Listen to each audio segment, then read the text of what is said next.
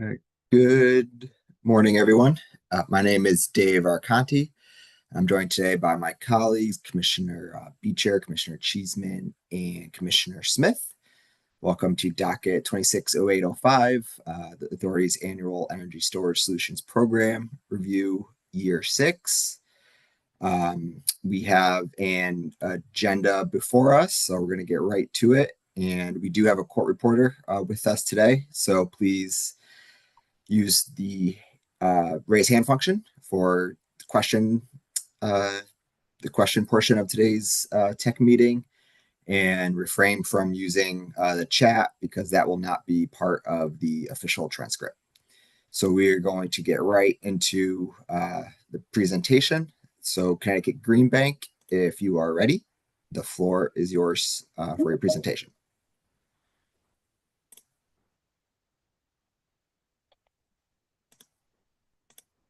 I'm going to get us started today.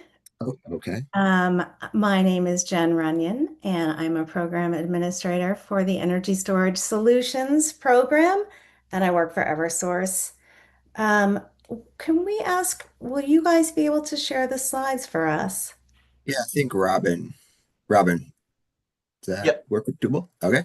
Yes, I Yes. I have two slides. One with the one with Green Bank is the one you'd like me to show first. Yes, Okay. One moment, please. thank you.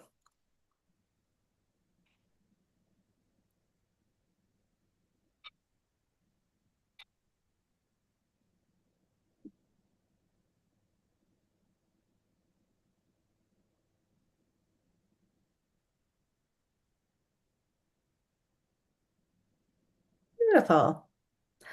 Thank you so much. Okay, so yeah, good morning, commissioners and stakeholders. It's really nice to see you all here today. And we're very excited to take you through some of the elements of the Energy Storage Solutions Program. As I said, I'm Jennifer Runyon. You can call me Jen, and I work for Eversource. I'm here with a few other colleagues from the program who also manage it along with me. After me, you're going to hear from Logan Terracani from United Illuminating, and then you're going to hear from Ed Kranich with the Connecticut Green Bank. And then that will conclude our presentation on the enrollment incentive clawback. Next, you're going to see a demonstration of the data dashboard that's hosted by the Connecticut Green Bank, and you'll hear from Caleb Smith from the Green Bank to walk us through all that. And then after our lunch break, we'll hear from some more of my colleagues from Eversource and UI for a presentation on tariffs for front of the meter storage. All right, let's go to the next slide. Okay, thank you. Yeah, there's our overview. Let's go one more slide again. And we're going to talk about the enrollment incentive clawback. Thank you. All right, so right here we have the program objectives. These should be very familiar to anyone who's been paying attention to the energy storage solutions. We have seven objectives that we are trying to meet here, producing positive net benefits for all ratepayers, providing grid benefits, including resilience, peak shaving, and ancillary services, foster the sustained, orderly development of an industry here in Connecticut, provide resiliency benefits to customers in environmental justice areas, reduce barriers to entry for deployment, and then maximize those benefits relating to emissions and uh, helping all ratepayers. And so the reason those three objectives are in green is just to point out that the very existence of any battery on the grid is already meeting those objectives. Anyone who installs a battery planning to participate in the energy storage solutions is already fostering the sustained and orderly development of a state-based industry and providing resilience benefits to those customers, especially those in environmental justice communities, if that's where they've installed their batteries, and then reducing the barriers to entry for all storage deployment. So we're already meeting it whether or not we are clawing back enrollment incentives. That's it for me. So I'm going to turn it back over to Logan to continue with the presentation. Thanks, Jen. Appreciate the introduction. Thank you for getting us started here. Good morning, everyone. My name is Logan Terracani. I'm the Customer Programs and Products Manager that oversees the UI portion of the ESS program. Before we kind of jump into the clawback discussion, I think it's important to reinforce what the enrollment incentive looks like within Construct 5. The enrollment incentive rates shown on these tables went into effect for all residential and commercial ESS project applications that were received after April 1st, 2026. Today, residential customers receive an enrollment incentive of $30 per kilowatt hour of installed storage capacity, while grid edge customers receive $130 per kilowatt hour. For some additional context, grid edge circuits were defined as in the docket 171203 RE03 final decision as the top 10% of circuits with the highest number and longest duration of outages per customer during major storms since July 1st, 2012. Those grid edge circuits are made public for both Eversource and UI customers, and any customers that are on those grid edge circuits qualify for that grid edge incentive. For commercial customers, enrollment incentives are only available for priority projects, which are defined as projects that are on the grid edge, critical facilities, small businesses, and C&I customers replacing on-site fossil fuel generation at $10 per kilowatt hour. These incentives are calculated based on the battery's rated energy capacity. It's important to recall the purposes of these incentives. The enrollment incentive was designed to help reduce barriers to adoption and support deployment of energy storage throughout Connecticut, particularly in areas where the state is seeking additional grid and resilience benefits. However, the enrollment incentive represents only one component of the program. Construct 5 was intentionally designed as a performance-oriented framework where the majority of customer value is tied to ongoing participation and actual delivery of system benefits over time. The next slide will go deeper into a residential project and showcase the economics and the weight of the performance incentives offered in Construct 5. Next slide, please. Thank you. So in this example, the program administrator utilized a very common project model where a customer would install a 20 kilowatt, 30 kilowatt hour Franklin whole home battery system with an upfront cost of $34,000. Using the Construct 5 incentive values, this customer fell into the residential standard customer class. They would receive a $900 enrollment incentive, or if they were a customer classified as grid edge, they would receive a $3,900 enrollment incentive. By comparison, the estimated value of performance incentives over the 10-year program commitment is nearly $20,000. Said differently, the performance incentive is worth roughly 5 times the value of the grid edge enrollment incentive, more than 20 times the value of the standard enrollment incentive. The long-term financial position is overwhelmingly tied to continued participation in the program. This is why the program administrators generally view the customer retention risk as relatively low. Customer who leaves the program is walking away from the much more lucrative system and stream of performance incentives. And this isn't just true in a hypothetical sense. When we look at actual Construct 5 enrollments, we see the same pattern. The average enrollment incentive is relatively modest compared to the scale of the customer's investment and expected performance payments, which is what the program data on the next slide demonstrates. Next slide, please. Thank you. Looking at the Construct 5 enrollments to date, we have received a total of 110 new residential program applications, where 63 projects qualified under the standard incentive classification, and the remaining 47 projects qualified as grid edge. Together, these projects represent more than 1.7 megawatts of installed storage capacity and over 2.7 megawatt hours of energy capacity deployed in Connecticut homes. The total enrollment incentives that are approved for these projects is approximately $40,000 for residential standard projects and about $178,000 for grid edge projects. What's particularly noteworthy is the average incentive paid per project. Residential standard customers received an average enrollment incentive of around $643, while grid edge customers received roughly $3,795. At the same time, the average system sizes are 21 to 29 kilowatt hours, representing a much larger overall investment by the customer. These numbers reinforce the point that we highlighted on the previous slide, being that customers are not making a battery purchase decision based on a one-time enrollment incentive. The long-term economic driver is the performance incentive stream, which could be worth many times more than the upfront payment. From the program administrator's perspective, the participants reflected here are homeowners making substantial capital investments and committing to ongoing program participation. This data does not suggest widespread enrollment behavior driven primarily by the upfront incentive. I'll now pass it off to Ed Kranich from the Green Bank to expand on the benefits and drawbacks of the clawback and further PA recommendations. Thank you. Thanks, Logan. As Logan said, I'm Ed Kranich from the Connecticut Green Bank. And just checking, can you see and hear me okay? Looks like it.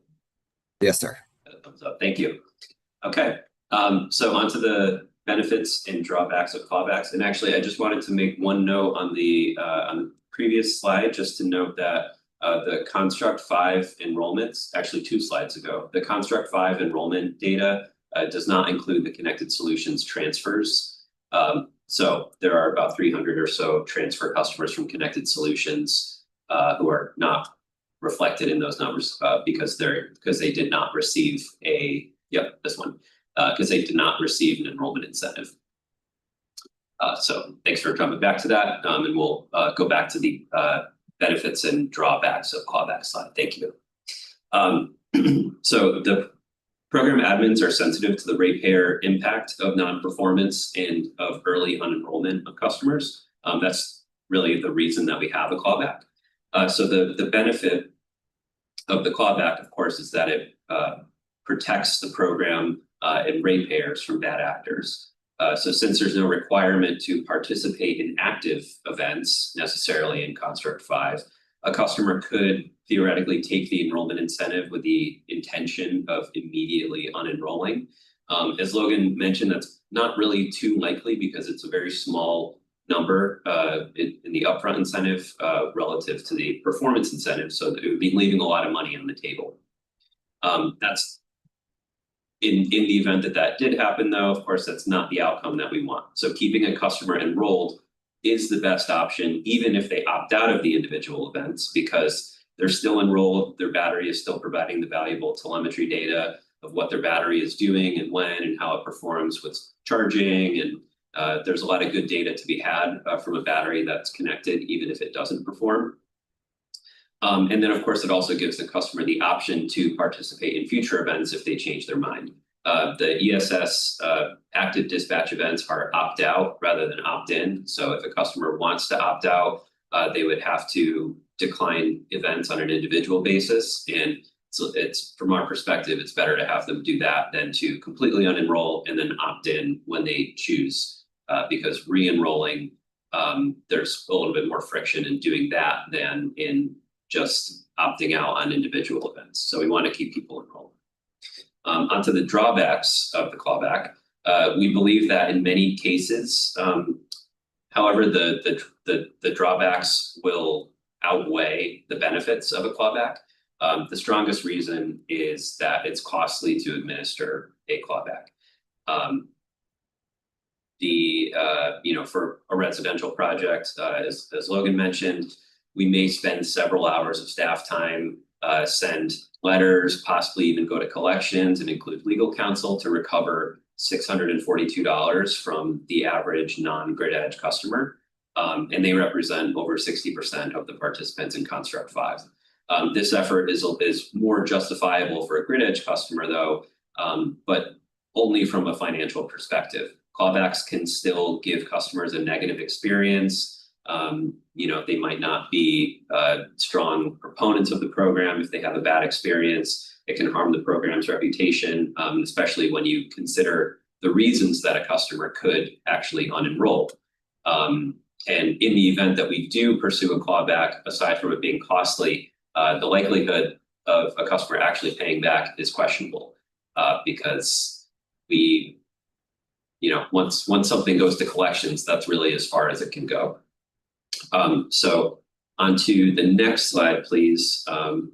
We will talk a little bit about some of the reasons actually that a customer could unenroll. And actually, no, I'm sorry. Could you go back one slide, please? Thanks. On here, we mentioned that it disregards the legitimate unenrollment reasons for a customer to actually leave the program. So just to speak on that, we've seen a handful of customers so far that have moved.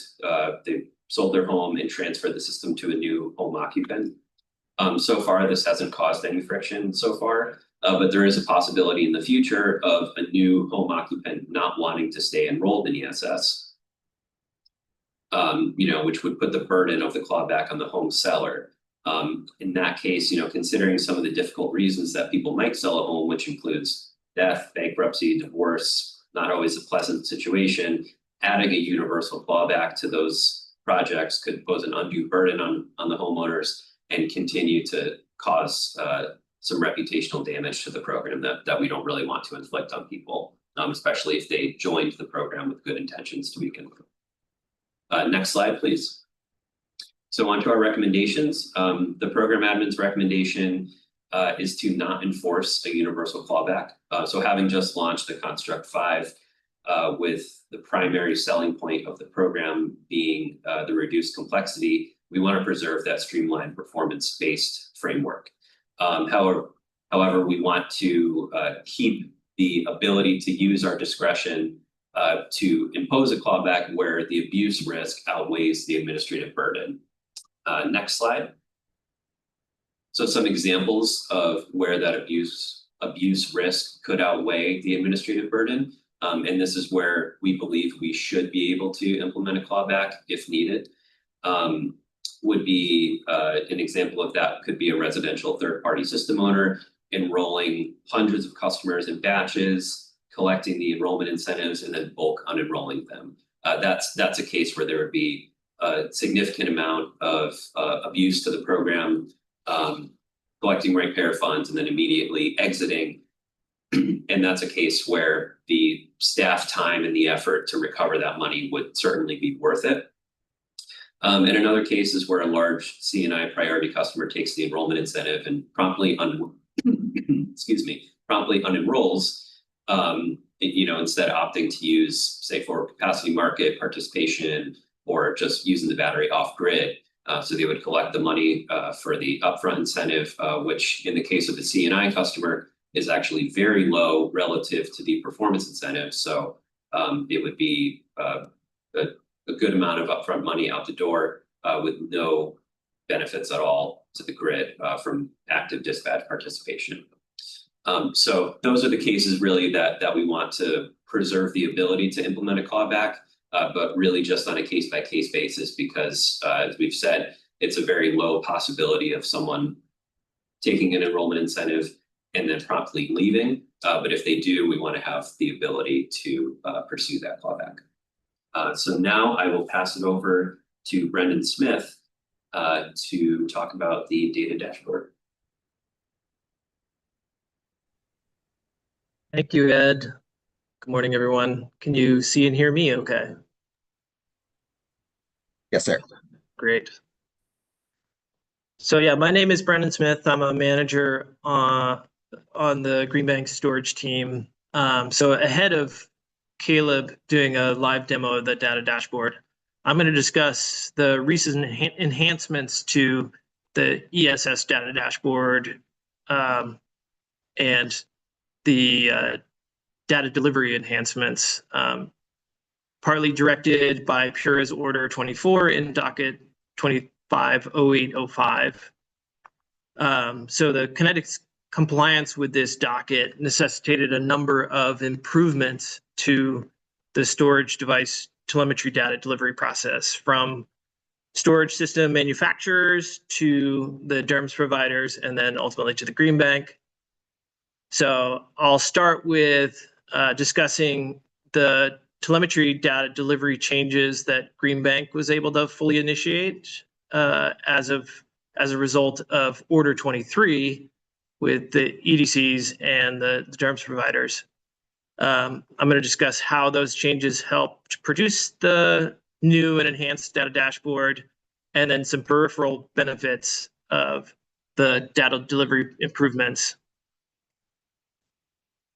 And then finally, Caleb from our data and impact team is going to go do a live demonstration of the dispatch event metrics page, which is part of the ESS data dashboard.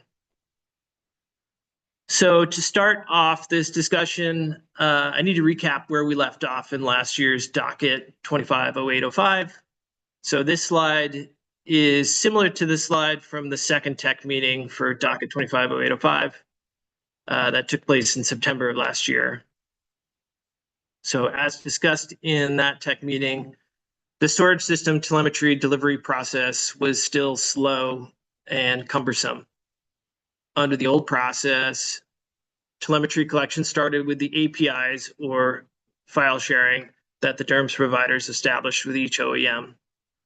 The DERMS providers, Energy Hub and Uplight, collected the various telemetry data fields that communicate individual battery, storage device power output, energy storage levels, and then some peripheral information like home and building load usage and solar PV generation, things like that.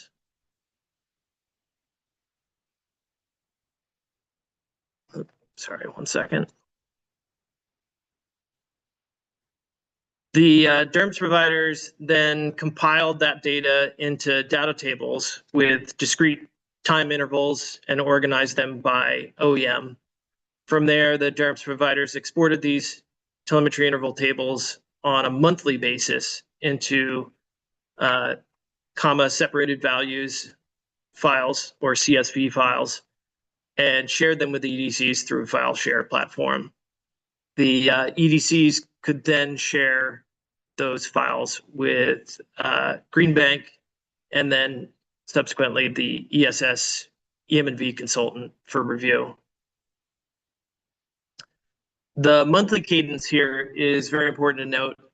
What this meant, for example, is that the Greenbank would get June telemetry, wouldn't get June telemetry until about halfway through July.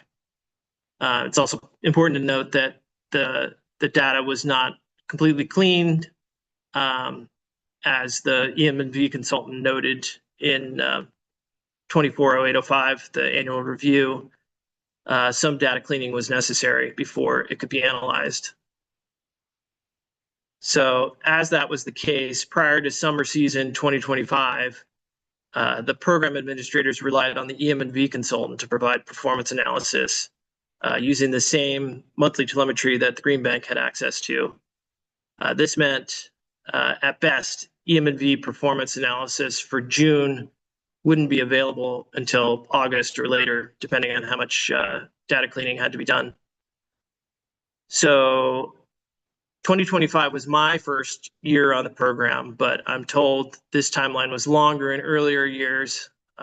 In summer 2023, for example, there was near program-wide poor device performance that was not revealed until after EM&V analysis released the analysis in late spring of 2024, so many months after the actual performance. Starting last year, summer 2025, Greenbank began ingesting and analyzing telemetry in-house to assess device and project performance.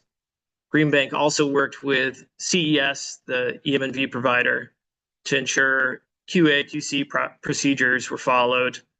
Once the EDC's telemetry files landed in the Greenbank shared folder, an automated process built by Caleb on our data and impact team would ingest this telemetry into our data warehouse where it could be viewed in a Power BI dashboard, which included QC reports, device dispatch, event scoring, and then running preliminary seasonal scores.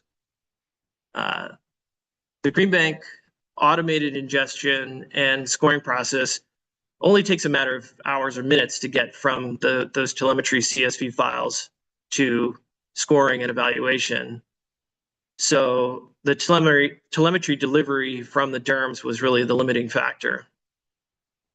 We still also have a 30-day data latency period, which requirement that OEMs have up to 30 days latency to deliver telemetry to the DERMS. So that could impact some OEMs or BESS operators' data. though current participants are delivering their telemetry to the DERMS in less than a day on average. So we provide that the EM&V consultant customized energy solutions, or CES, access to the Greenbank's telemetry data warehouse for program reporting. So our focus last year's tech meeting was to discuss the program improvements that could be realized from establishing an application programming interface, or an API, with both of the DERMS platforms. UI's provider was already collaborating with Greenbank on this effort, with the goal of speeding up the telemetry data delivery process. Pura's Order 23 ensured that Greenbank has API access to ESS telemetry data through the DERMS providers. This Order 23 has dramatically improved the timeline and process on receiving data. The Greenbank appreciates that decision and this allows us to talk about progress on the next couple of slides. So next slide, please. Oops. Maybe try the next slide. Seems like a blank slide got placed in there. Thank you. So let's talk about where we are after Pura's Order 23. Starting at the top of this slide, there are no significant changes to how OEMs provide telemetry to Energy Hub and Uplight. Most current OEMs and best operators have established OpenADR or custom API integrations with the DERMS providers or other data sharing agreements. DERMS providers still collect and tabulate device telemetry data as they did before. However, Energy Hub now provides this tabulated telemetry data through what's called the Snowflake data share, and that grants Greenbank read access to those telemetry tables. The Snowflake data share is updated on a daily basis, so telemetry created by storage devices yesterday is available to Greenbank today. Greenbank was also able to establish telemetry APIs with Uplight on the residential side toward the end of 2025, with device telemetry delivered through that API in less than a day. Uplight C&I telemetry is still not strictly through an API, but we've established a functionally similar process involving an automated telemetry file sharing process with daily delivery from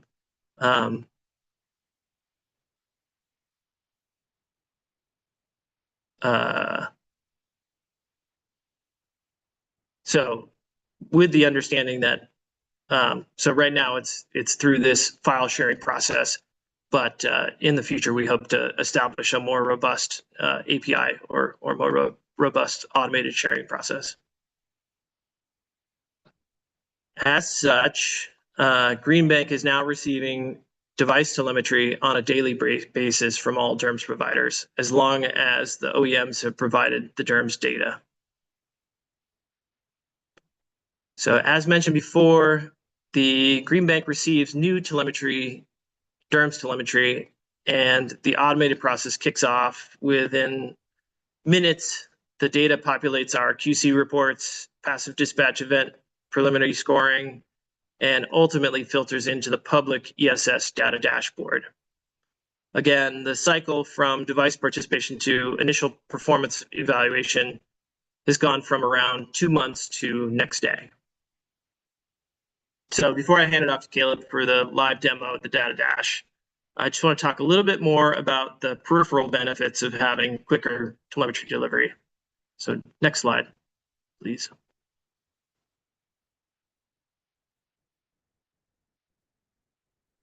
Aside from the public dash, Greenbank is providing a variety of other benefits from next day telemetry availability. As mentioned, the Greenbank is aggregating telemetry from a variety of sources and is compiling that data into a telemetry of record. It's important to note that telemetry data has some dynamic qualities stemming from the fact that the telemetry is being pulled from hundreds of devices that are all made up of different makes and models with different monitoring software delivered through a variety of bespoke software integrations with each of the DERMS providers. Each time data is queried from these devices, there can be changes to that data. So for instance, a device may be offline for a period and maybe missing telemetry at the time of a query. And then that device may then backfill that telemetry that's stored locally. And then a query at a later date would fill in those gaps. So there could be changes to that telemetry. As such, analyzing telemetry from yesterday may not yield the same performance values as it will if that same data period is pulled a month from now. Further, DERMS providers and OEMs are performing QA/QC work that could alter the telemetry data days, weeks, or even months after the data creation. Greenbank pulls the telemetry into this telemetry of record on a daily basis with a 30-day look back. And that's aimed to capture those backfills and the QA/QC work of the DERMS, but also tracks each telemetry overwrite for potential EM&V work in the future. So it's possible to see when changes to the telemetry record occurred. On the quality assurance, quality control, or QA/QC front, Greenbank and the EM&V consultant CES have developed a variety of event-level data flags to identify some of these issues. So has telemetry, for example, is the device reporting telemetry, or sign reversal, as discussed last year. Some devices will show a positive KW sign, meaning that the device is charging when the device is actually discharging. So it should have a negative sign. So that can negatively impact device performance or device performance assessment. Expected average power. So is the data erroneously showing more KW dispatch than the device should be capable of based on its specifications?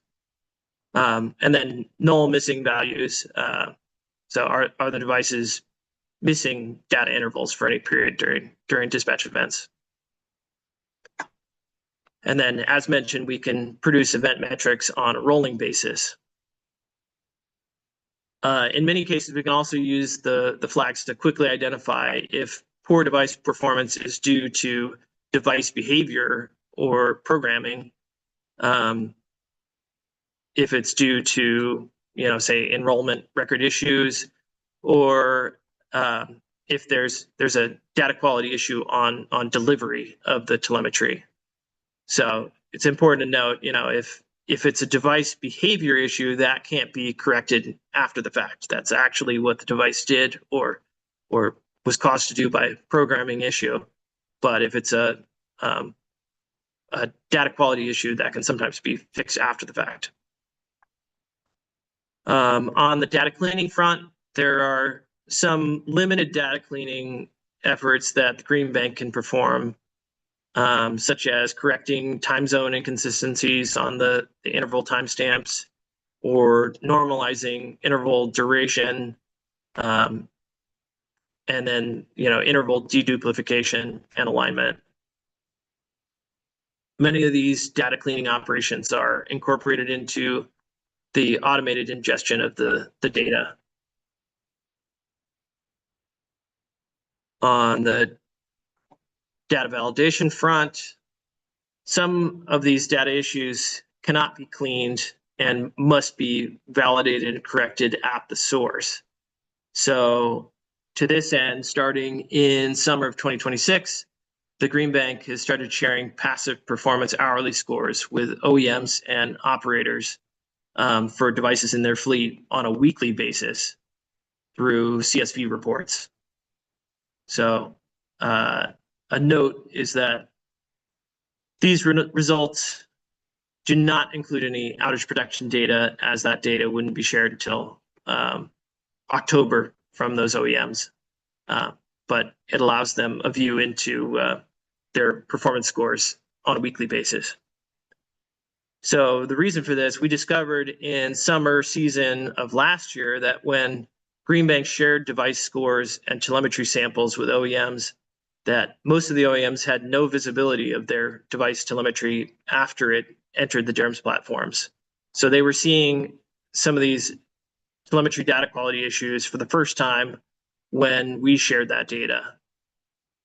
They were subsequently able to correct or repair some of those data issues that were happening a lot of times in transit through the APIs that they have with the DERMS. So the goal is to get all the data repairs into the DERMS data set. Our goal this year has been to provide that data and performance feedback to OEMs at a regular cadence, both to correct time-sensitive device programming or behavior issues, and to start the data QA/QC process ahead of the end of the season, so that we can provide passive compliance calculations, and the DERMS can do, and EDCs can do active performance incentive calculations. That ensures that the data quality issues don't affect project and customer incentives. So this current summer season, participating OEMs and operators have already seen benefits from this feedback mechanism. For a few OEMs, the device programming errors were caught within the first weeks of the start of the season. And those OEMs were able to correct the programming issues and improve the performance scores in real time. A less time-sensitive example is that several OEMs are missing large volumes of telemetry data in the DERMS data sets. Most of these OEMs were able to confirm that they can see the telemetry on their side, and that problems with data delivery through the DERMS was likely the issue. Thankfully, because they have the data, this can be corrected after the fact with data backfills, but that's a time-consuming process in itself, so it's good to get that started as soon as possible ahead of incentive calculations. So yeah, we're excited to be able to have these conversations with OEMs much earlier in the season to get things corrected, hopefully before the season ends. Next slide, please. So yeah, now I'd like to turn this over to Caleb from our data and impact team to do a live demonstration of the dispatch event metrics page of the ESS data dashboard. Thank you. Great. Thank you so much, Brendan. Can everyone hear me all right? Yes, sir. All right. Well, thank you so much. And if it's all right with the authority, I'll take over the screen share for a moment to do this live demonstration.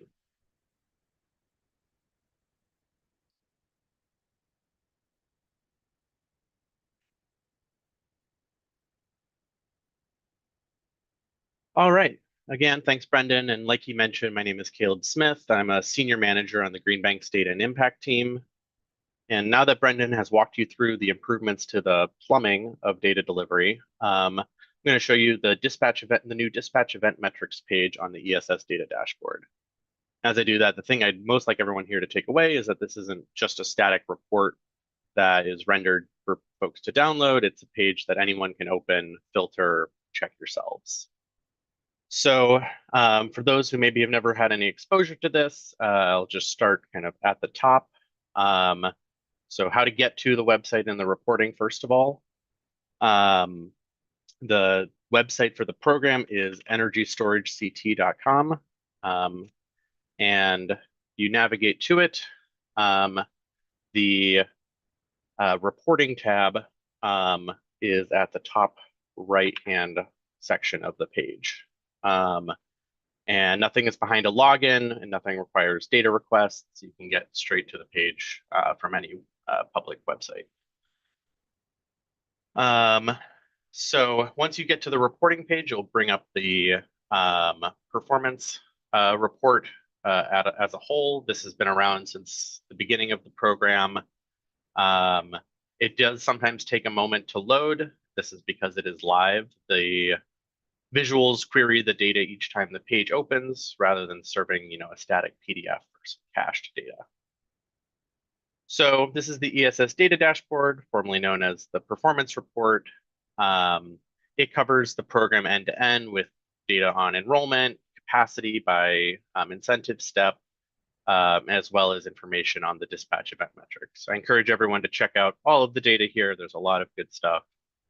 But today we're going to focus specifically on this dispatch event metrics page that was created this year. So I'm going to click on that navigation button, and it'll take me to this page. And one thing to add to what Brendan described about the data getting to us is that once it's here, every event on this page is scored against the actual called window for that event and that utility, taken from the program's dispatch event calendar. I will zoom out for a second just to show this page has kind of three main bands. The top has filters. The summary cards are in the middle. And those include the order 24 dispatch to call ratio. And then there's detail with some charts and tables that let you kind of take apart any of those headline numbers. So I'm going to start with the filters. Everything here is driven by the filters at the top. So the dashboard holds information on completed events from August of 2022 when the first program participants came online through yesterday. So it's a total of 542 events. Just to kind of give a sense of the live filtering capabilities, you can watch the cards here along the bottom as I change this date filter along the top. As I do that, these cards will recompute automatically. And as a flag I'll come back to is when you filter to a season that's still running. As I've just done, you're looking at preliminary numbers. I'm going to back this back out. I'll also just highlight that there are options to filter at granularities greater than a year. You can change this section here at the top to filter down to months or weeks even if you so desire. So scrolling down to some of the other filters, these first three sections are ones that are common across most of the pages in the report, so you may already be familiar with them.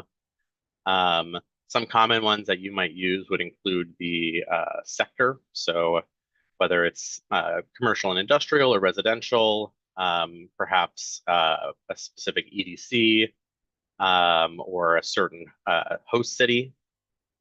You can also look at things from different types of dispatch, including the Construct 5 recent enrollees. And you can also look at kind of priority customers. If you know an ESS number, the incentive number for a project, you can look at that individual project, so on and so forth. And I'll also note on these filters that these are cumulative. So if you pick a utility here, so I'm going to choose Eversource, and then you pick an event type over here. So say active, I'm going to get the intersection of those two. You can also click this eraser button at the top of each filter to clear them back to the defaults. Spend a little bit more time on this last column over here. This is the dispatch event filters. These are specific to properties specific to events themselves. So the first one is event type. This is probably familiar to a lot of you, but there are the active demand response events that are called by the utilities in response to grid conditions. And then we have the passive legacy of events that are the daily scheduled dispatch windows through the summer seasons. And they both get kind of measured in the dispatch to call ratio in the same way, but they are different kind of segments, so we separate them out. And then the last filter here is the dispatch season. Summer is June through September, and the winter is October through May.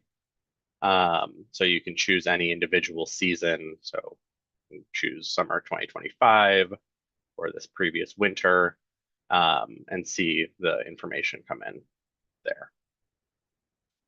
So now that we've scrolled through the filters a little bit, I'm going to talk about some of these headline numbers that are in these 8 cards here. So first thing here is we have the dispatch to call ratio in these first 3 cards. This is the metric that was asked for in Order 24, so I just want to be precise about it. Also say that these exist because of Order 24, which set us up for a specific checkable standard and also kind of pushed us to build this page rather than just have to answer this question ad hoc. And so we appreciate the push to provide this extra information.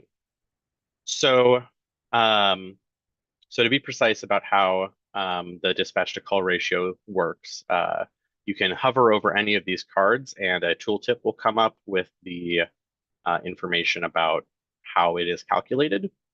For a single event, to get a dispatch to call ratio, we take every project enrolled at that time and ask a yes or no question. Did the battery net discharge during the dispatch window? Responding projects are divided by the total enrolled projects to give us that event's response ratio. The card then averages those ratios across every event in view. Averaging by event rather than by project event is deliberate. We want to make sure that a single large event day can't dominate the number. So as you can see, our current program long averages are a 63.7% dispatch to call ratio, with 66.9 for active and 60.4 for passive. So if we were to make some of these change filter conditions at the top here, you can see how this has changed. 2023 had a pretty low dispatch to call ratio as the program was getting going, but we've seen continual improvement year over year since. So let's talk about that more in a little bit. One thing to be explicit about in this is if a project's telemetry is missing due to some of those data quality issues that Brendan described before, we count it as a missed call. We don't drop it and we don't estimate it. We tried to make this a very conservative measurement. The true delivery rate is likely higher than what you see, but we'd rather understate performance than defend an assumption. Which is also why I'll take the current season's numbers with a grain of salt. You can kind of think about it like a floor, and it's not the actual final verdict until the season's closed out. One final point I'll make on this section is the passive dispatch to call ratio is not calculated in the same way as the official passive compliance formula that's used in the scoring that Brendan described. So the values may be similar in some cases, but the dispatch to call ratio is a simpler and a little bit more forgiving metric than the passive compliance formula, which sets specific energy dispatch targets for a device.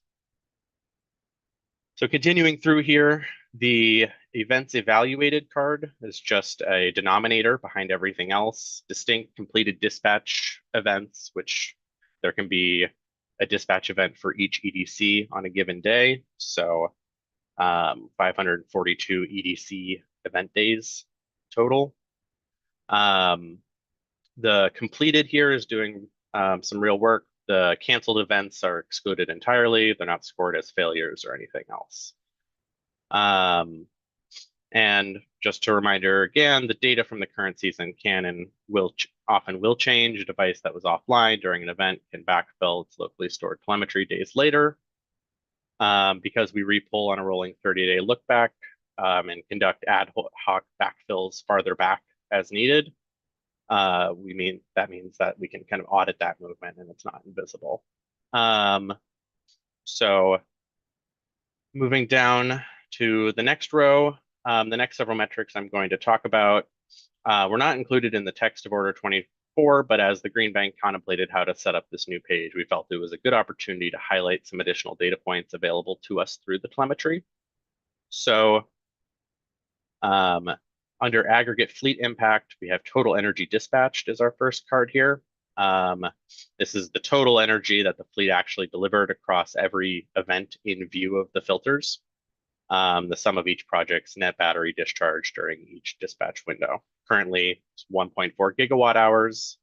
And one handy thing is that if you filter to a given year, the units will change automatically. So it will switch to megawatt hours or kilowatt hours, even if your view is narrow enough. So moving to the next one, the average event aggregate power and the following max of single event power, we decided to add to answer a different question, not did they show up, but how much did they add to, how much capacity did the fleet put on the system during events? So for each event, we sum every project's average power across the window, the fleet's aggregate contribution for that event, and then average across all events. Currently sitting at about 1.1 megawatts across the entire lifetime of the program, but looking just at 2026, higher at about 2.9 megawatts. Coming back down here, project power is net discharge energy divided by event length. So it's a true average over the window, not an instantaneous peak. The next card here is the max single event power. So this is the same computation, but instead maximum instead of average. So which was the largest fleet-wide contribution? Currently, that is sitting at this past Tuesday on August 4th. And that was a 10.4 megawatt peak. And so the final card here is our average percent of available power. If you remember one metric besides the dispatch to call, I'd make it this one. In a lot of ways, it is another fair measurement of how the fleet actually performed. And this metric was developed together with our colleagues over at CES, the program's EM&B consultant. So, you know, the dispatch to call ratio asks a somewhat binary question of, you know, whether or not a battery discharged. The average percent of available power instead asks, you know, how much of what it could have delivered it actually delivered. So per project event, actual average power divided by possible power, where the possible power is that battery's stored energy at event start spread over the window, taking into account power and energy limitations for the device. So that's currently sitting at about 55.6 of the using a state of charge baseline. So that's it uses each battery's actual state of charge at event start, not the nameplate, unless we do not have the state of charge at the beginning, in which case we substitute in the nameplate value. So a half charge battery isn't penalized, quote unquote, for capacity it didn't have. Continuing to scroll down, we're going to get into some of the other pieces here. First graph we have is this aggregate energy dispatched by season by EDC. And we have total delivery. We can see the growth over time as more projects come into the program. And then we can see also that Eversource with the larger area has a greater amount. Then the dispatch to call ratio by calendar year and event type column chart shows the same trend on the compliance metric, but you can see it broken out by year. And passive and active both climb from the low 20s up to the 70s as program maturity increased. All right, and then final two things here I'll show. We have the dispatch event results by EDC and event type. So this data basically just, this section shows all the data above as a table for anyone who'd rather read numbers than bars. Same data, And this is a view I'd use for a question like, how did one EDC's active events compare to another's in a specific season? And then finally, for anyone who really likes to dig into the details, this is the lowest level individual event metrics. You can see even up to yesterday's dispatch to call ratio was 83.9% for the program overall. And this is just another way where we tried to make this page both audible or auditable rather than just informative. If you want to check whether headline number matches up to your expectations, you can add up some of the individual events that produced it. And then finally, I'll just note that there are two ways to see which filters are in effect on any given visual. At the bottom here, this box will show which filters have been applied and what their conditions are. And then if I choose this current summer season and hover over this right-hand box here at the top right of any visual, you can also see the filters that are being applied. Further, you can cross-filter between different areas. If you want to see all the data from a given day, you can click on it in the event details and it will be filtered out up top here as well. So you can see how that impacts things. Yeah, so to conclude, clear out some of our filters here.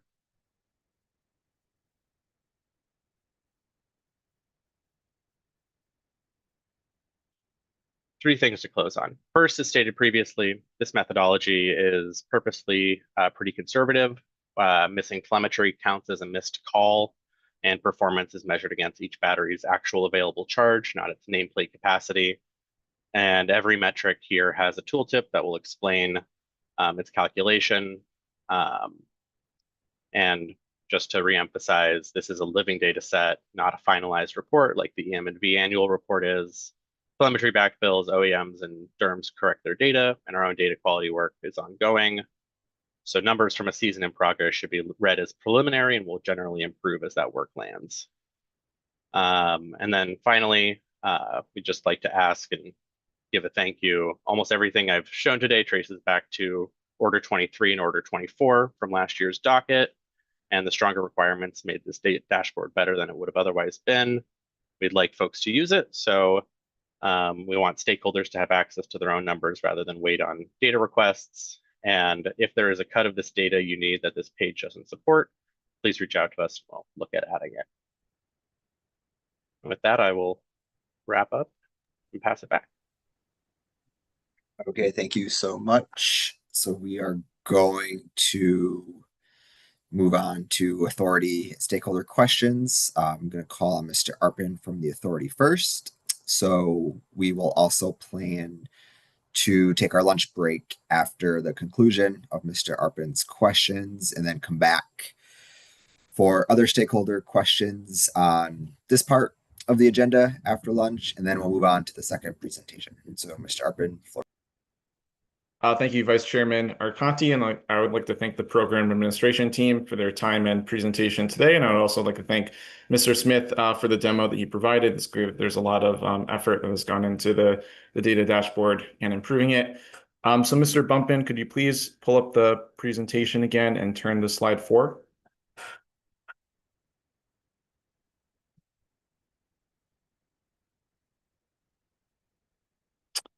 So my first question, so of course the ESS program's first objective is to ensure that it provides positive net value to all ratepayers.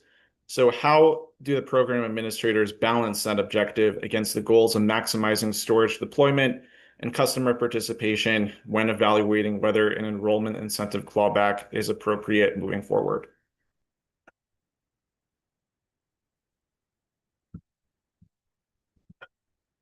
Could you maybe ask that in a different way? I don't think I'm fully understanding the question. Yes, basically the question is, how do you consider positive net benefits to all ratepayers when you're making this recommendation on the enrollment incentive clawback? I know that you have some program objectives highlighted here, but I just want to make sure that the first program objective is also being considered in this recommendation.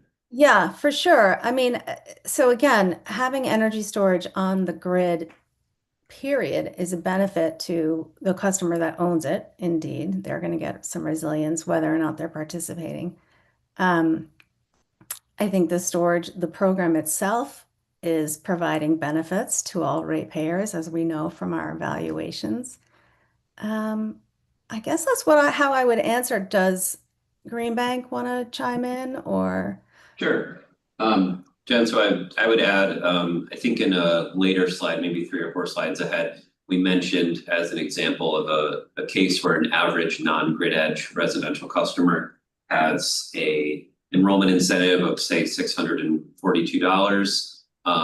For example, if that customer had been enrolled for 2 years and they choose to unenroll, then if we were pursuing a clawback, it would be for a prorated 80% of that.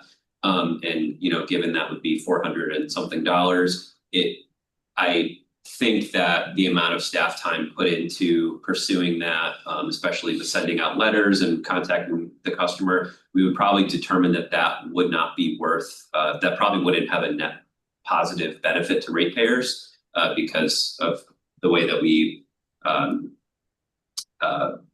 submit costs through the RAM filings, program administration costs through RAM filings. That would likely outweigh the benefit of retrieving $400 or so. So that's just a rough example, and that's why we would like to have the discretion to pick and choose where we think it's most effective to pursue a clawback. Another thought, just to piggyback off on both of those ideas, is that the way that the program is set up now under Construct 5, that enrollment incentive is a much smaller incentive, and the performance incentives are paid out over time, but the benefit cost analysis on the, I guess if you take out the enrollment incentive and if you put the enrollment incentive back, it's very minimal. And so that's just an impact on the RIM, is that it's not impacting it so significantly, if at all. Maybe it was like 0.01. And Stefan, if that is wrong, feel free to jump in. I don't have the exact number, but yes, generally the premise that the overall impact of the enrollment incentive as opposed to the upfront incentive on the RIM is very, very small. Okay, thank you for those responses. I wanted to follow up on something I think that Mr. Kranich had mentioned about the administrative cost of recovering the enrollment incentive via a clawback. So I was wondering if the program administration team could estimate what that cost would be, specifically in cases where repayment was voluntarily made, in cases where repayment must be pursued through legal means. Remembering, and maybe this was last year's docket, that we had a very similar interrogatory on this for the passive clawback. And so what I could do is go back and look at that and then either file it as a correspondence, or if I'm able to find it by the end of the questioning, share it if that works. That would be helpful. Ms. Pine, if anything comes to mind about ballpark estimates for what the administrative cost would be, I think that would be helpful as well here. Now I'd like to turn to slide 6, please.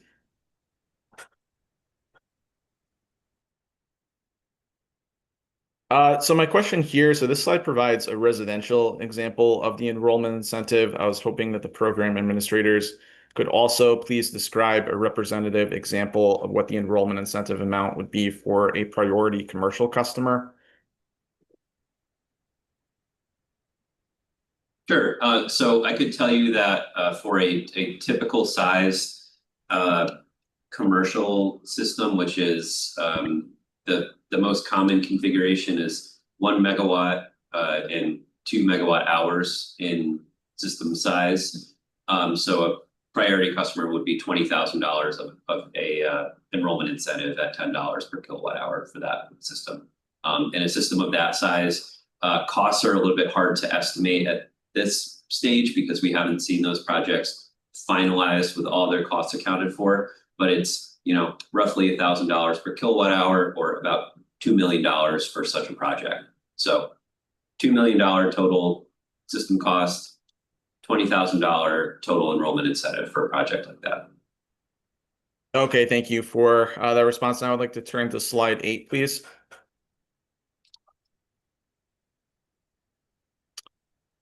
So my question here, how frequently do the program administrators expect customers to disenroll after receiving an enrollment incentive? I would think that it's pretty unlikely given the motivation at the point of sale of the promise of $10,000 to $20,000 of performance incentives, and even more, up to $30,000 for a low income or grid edge customer, or a underserved customer. We've found that since transitioning to Construct 5, what we've heard from installers was that originally the sale of a battery with a $10,000 to $16,000 upfront incentive was a strong motivator. Sales people have had to adjust their pitch to say you can get a smaller amount up front, but still making the same type of a pitch to a customer that you have this incentive waiting for you when you participate. So we assume that most customers are still strongly motivated by that amount of money to help pay for the system, even if it does come over a 10-year term. So I think, in short, personally, I would say that it would be unlikely for me to unenroll from a program that promises to pay for 1 to 2/3 of the total cost of your investment. Okay, thank you for that response. So I have a follow-up on that. So if early disenrollment is expected to be relatively uncommon, why would the existence of a clawback materially discourage participation in that case?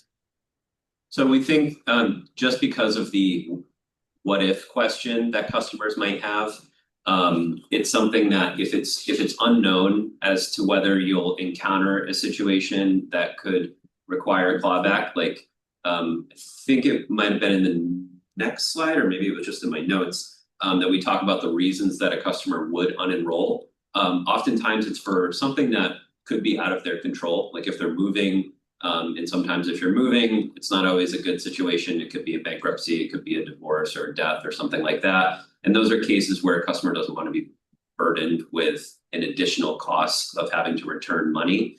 I think in the case of just moving, just in any typical home sale, if the new buyer doesn't want to participate in the program, it's kind of a decision that's out of the original battery owner's control. So if they go through the trouble of selling their home, they find someone to buy their home, and the new person doesn't want to take on enrollment in the program, now the home seller is at risk of having to pay back $1,000 to $3,000 or $4,000, which at the time of selling your home, that can be difficult. So I think just the general unknown of it is could cause some stress for buyers that want to line up every possibility before they make the decision to purchase a battery. Okay, thank you for that response, Mr. Kranich. Now I'd like to turn to slide 9, please. So the last sentence on this slide seems to suggest that in some circumstances, the potential for abuse may outweigh administrative burden of implementing a clawback. And I know that you had talked about this earlier during the presentation, but I was hoping that the program administrators could please describe the specific scenarios that they believe present the greatest risk of abuse, and then explain how likely those scenarios are to occur. Sure. So I think we might have put it on the next slide after this one.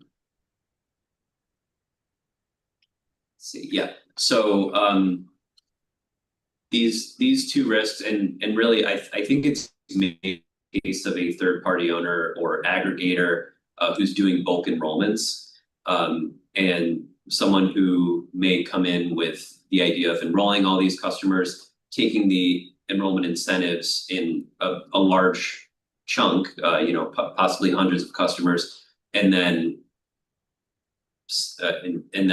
unenrolling them in bulk. Again, I don't think that's highly likely, just based on the conversations we've had with TPOs they value the performance incentive, rightfully so, a lot higher than the enrollment incentive. So while it's unlikely, we still want to make sure that something like that doesn't happen, because it may not be for a reason that a TPO is coming in with nefarious intentions. It could be that they bulk enroll customers, and then something happens with the company, they restructure, they go to business, and then a capital company takes over the TPO, and they decide not to.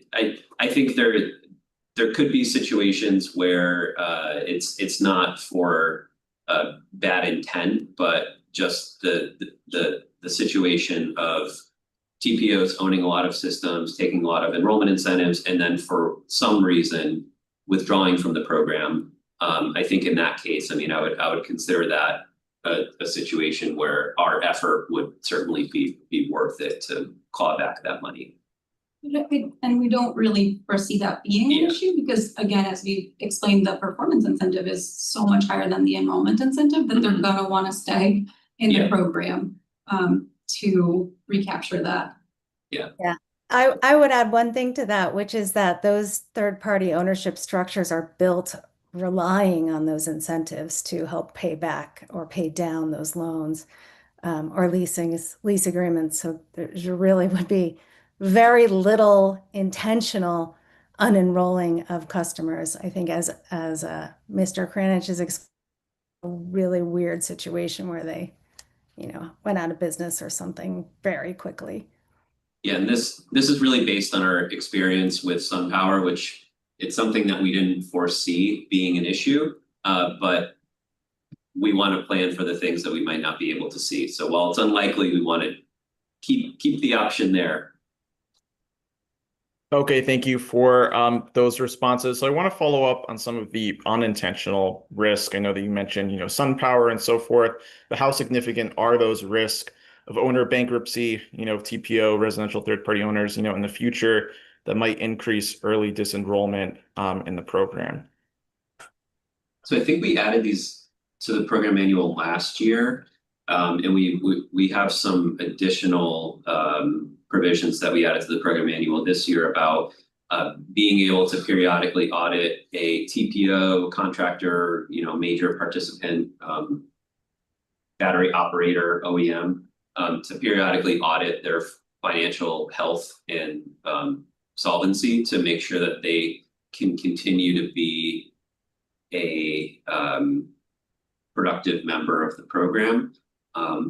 We also, when it comes to reviewing new TPOs, we have our investments team do a more thorough financial audit, or a more thorough review of audited financials from the company or income statements, whatever they have available, including interviews, talking with other references from the company to make sure that whomever we're admitting as a TPO or major owner in the program is in, at least as far as we can see ahead, in a good financial position. So again, we're doing our best to reduce the likelihood of another SunPower issue happening again, as best as you can without being able to know the future.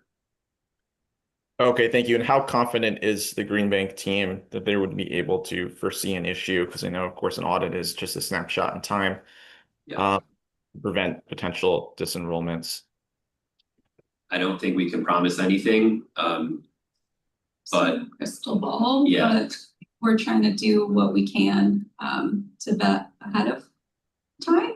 And then there's just a lot more incentive because the performance incentive is greater than the upfront incentive, that they would still want to be enrolled in the program.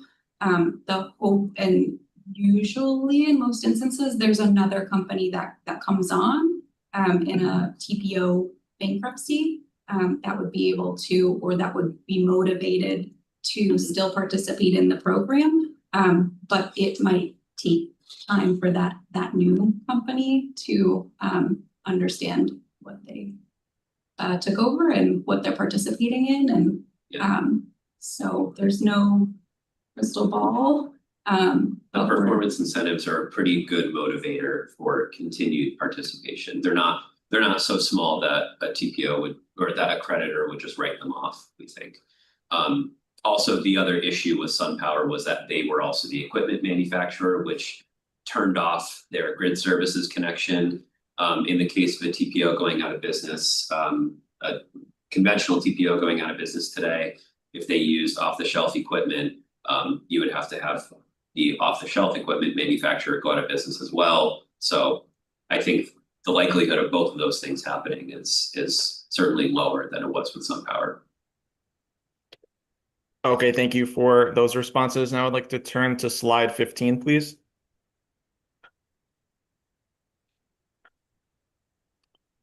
So my first question for this slide is just to the Green Bank. How satisfied is the Green Bank with the quality and reliability of the data currently received from the EDC's DERMS providers?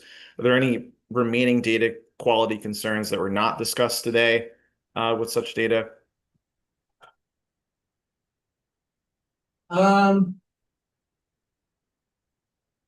So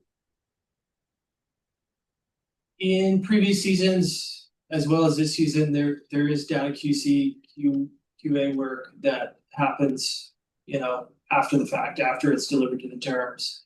So we expect there to be some changes and improvements to the data as the terms goes through that process. I mentioned probably the biggest concern is that missing telemetry data that I mentioned, because that's fairly widespread. And you can likely see it on slide 15 with the lower dispatch to call ratio, that if telemetry data is missing, that's counted as non-dispatch. So I would say that's the largest issue. The other problem with that, though, is when telemetry data is missing, you can't evaluate it for other QA, QC metrics. So there is a chance that that's masking some other QA issues. So then overall, like how satisfied is the Green Bank with the quality and reliability of the data, given the concerns described? It sounds like things are getting better. Yes. But there are still things that can be improved. And I say that generally, but we can always. Yeah, I agree with that. Okay, thank you. And a follow-up on that, have these concerns been communicated to the DERMS providers? And if so, what has been their response? Yes, so we are, as I mentioned, we're providing these performance reports to OEMs every week. We're also meeting with the DERMS providers on a weekly basis. So as these issues crop up, we're bringing them to the DERMS attention. And we're, in some cases, facilitating conversations between the DERMS and the OEMs that are having the data issues.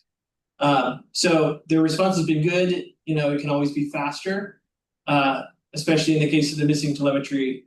If we don't resolve this, if we don't resolve that quickly, then we just have no visibility on the actual data.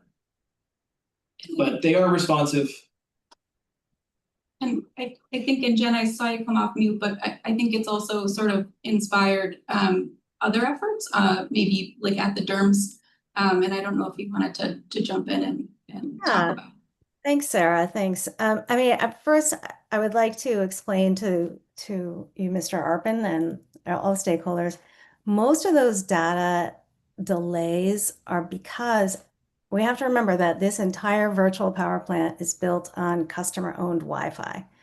And so if your Wi-Fi blips, that interferes with your ability to deliver the data. And OEMs have told us that is the most common reason for any missing data.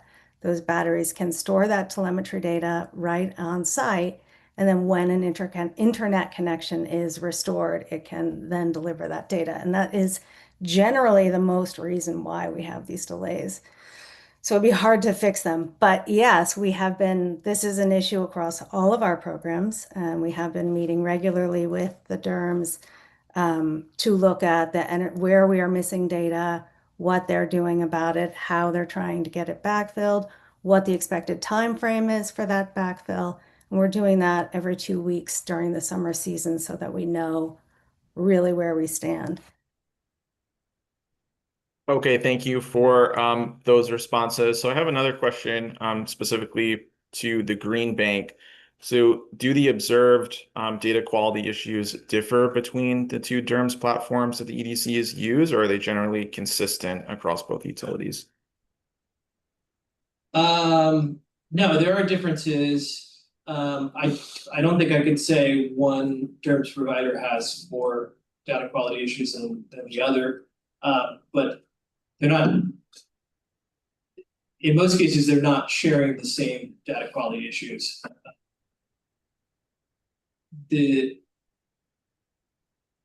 Sort of diagnostically, if there is a data quality issue for a particular OEM that's affecting both DERMS platforms, it's one way you can trace it back to the source, is that if that's happening, that's likely something that's happening on the DERMS, or sorry, on the OEM side and not on the DERMS.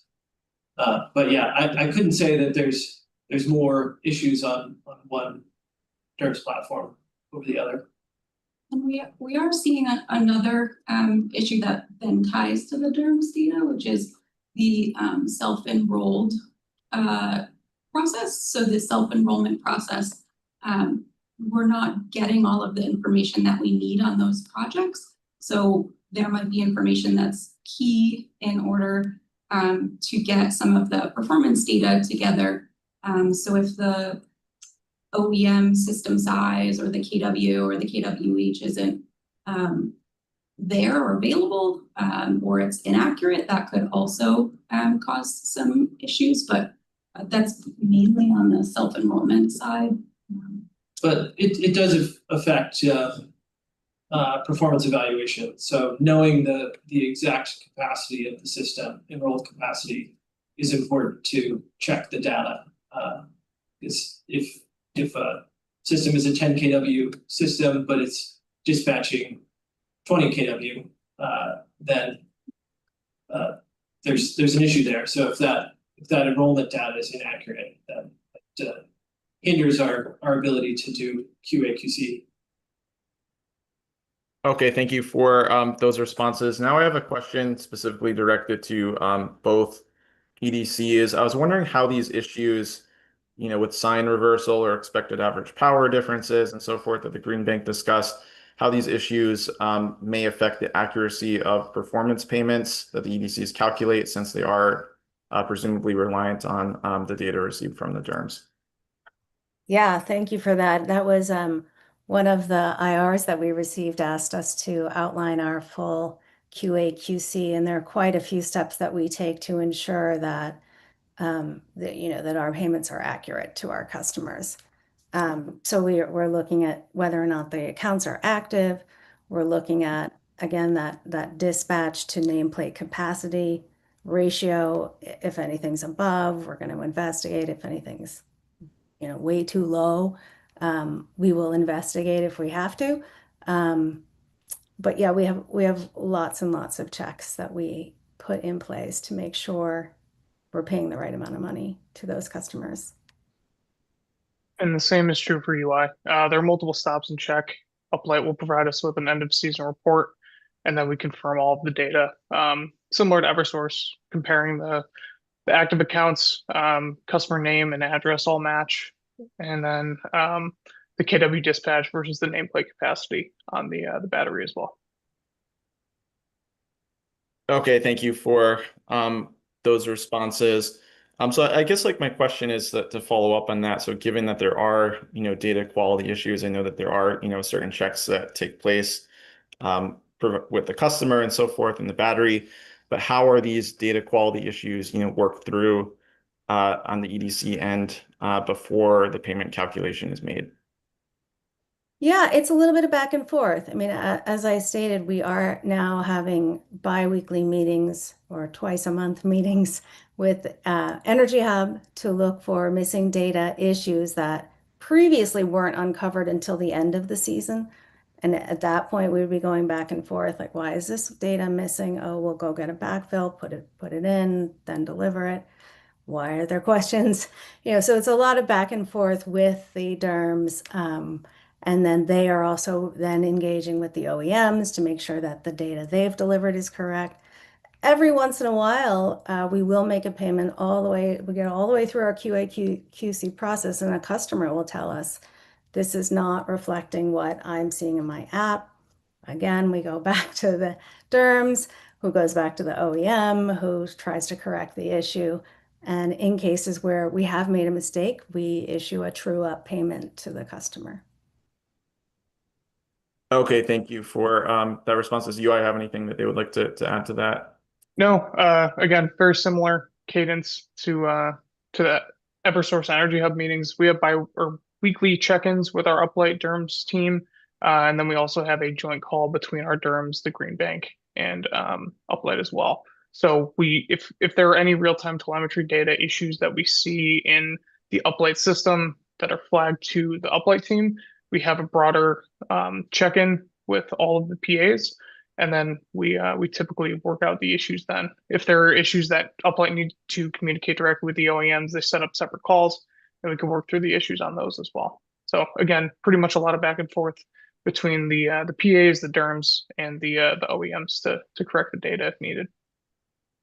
Okay, thank you for that response. I just have a couple of more questions about the demo that Mr. Smith had walked through. My first question is, I remember seeing a graph during the demo with the dispatch to call ratio and comparing it across multiple years. And it seemed like there was a significant increase, from the earlier part of the program to say like 2023 or 2024. And then I've noticed that it seems like the dispatch to call ratio has kind of stagnated since that time. So I guess my first question is that a fair assessment? And if so, why hasn't it continued to improve over time? And that's directed to anyone from the Green Bank. Yeah, I'm happy to take a first stab at a response. So, the summer 23 telemetry predates some of the more reliable telemetry we were getting from both DERMS platforms. It was not always standardized on, even 15-minute intervals, and kind of that was a period that Brendan described. And then we, rather than restate history or drop those events from the analysis altogether, we leave them in and kind of just label them as is. I think there is opportunities to continue to work with the DERMS providers on that front.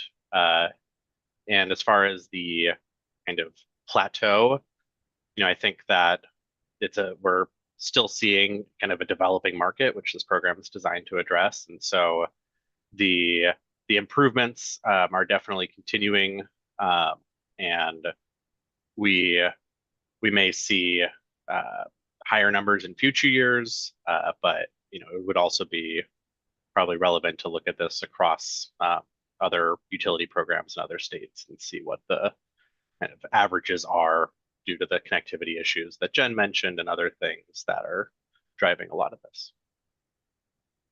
Okay, thank you for that response, Mr. Smith. And I just have a final question here from that demo.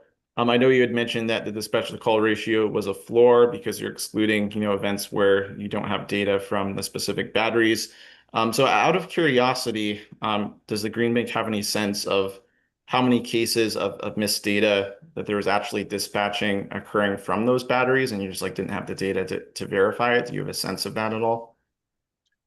So just to clarify, the dispatch to call ratio does include missed devices where we don't have telemetry. It will count any enrolled device on that day as part of the denominator of that, and then anywhere we can see the successful dispatch will be considered part of the numerator, so to speak. Yes, I guess to clarify my question, it sounded like those events are then reported as a 0 where there's no data. So I guess like my question is, how confident is the green bank that there's not actually dispatching that's occurring from those batteries, just because you don't have the data due to a loss of connectivity or something? Yeah, I mean, I think we see that in some of the like kind of historical analysis where we kind of checkpoint the data as it revises on our rolling backfills. And so, it's not uncommon for the devices to later show up.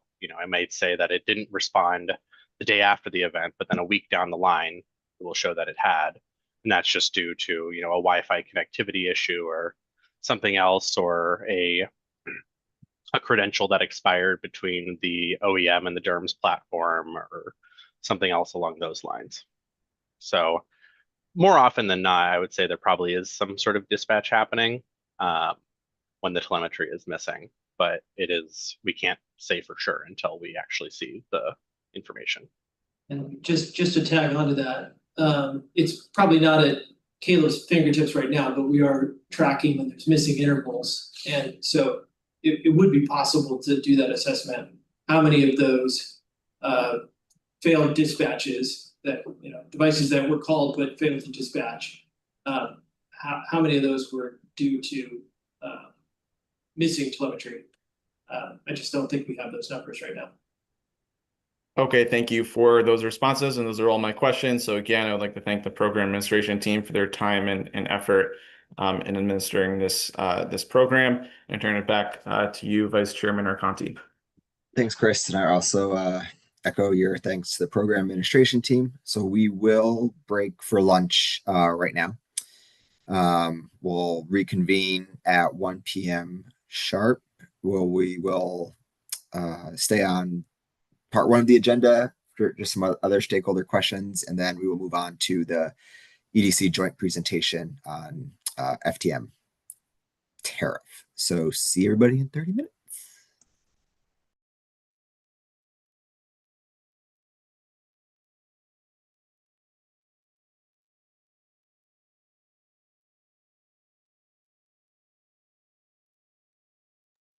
It is 12:33 p.m. and we are now off the record.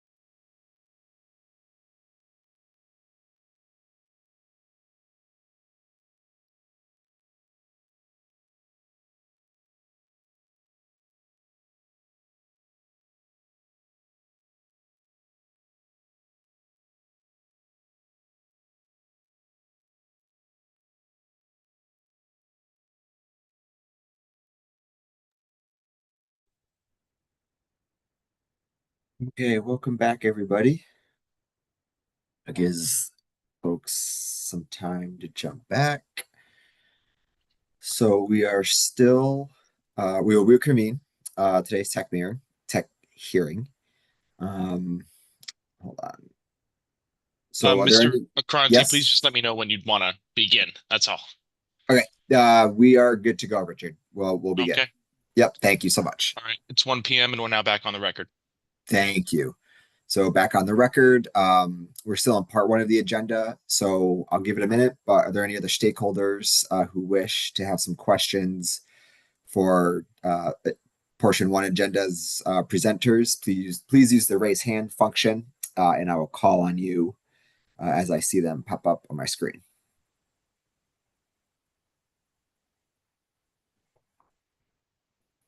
Okay, seeing none, let's move on to the second topic from the meter storage tariff, and then I'll hand it over to those presenters, Eversource and UI.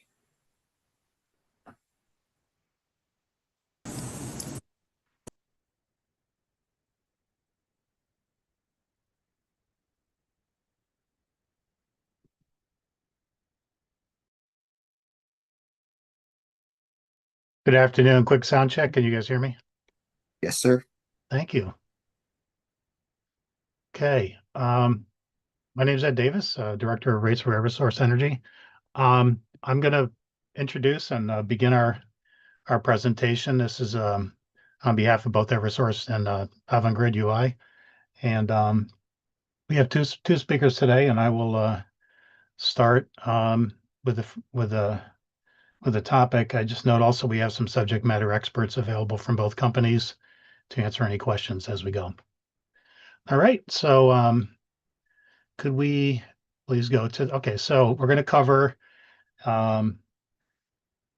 existing timer rates, just provide a quick overview, talk about time of use rates for distributed standalone front of the meter energy storage systems, and then talk a little bit about the scope and limitations on rates, and particularly for EDC retail sales. So those are our three main topics today.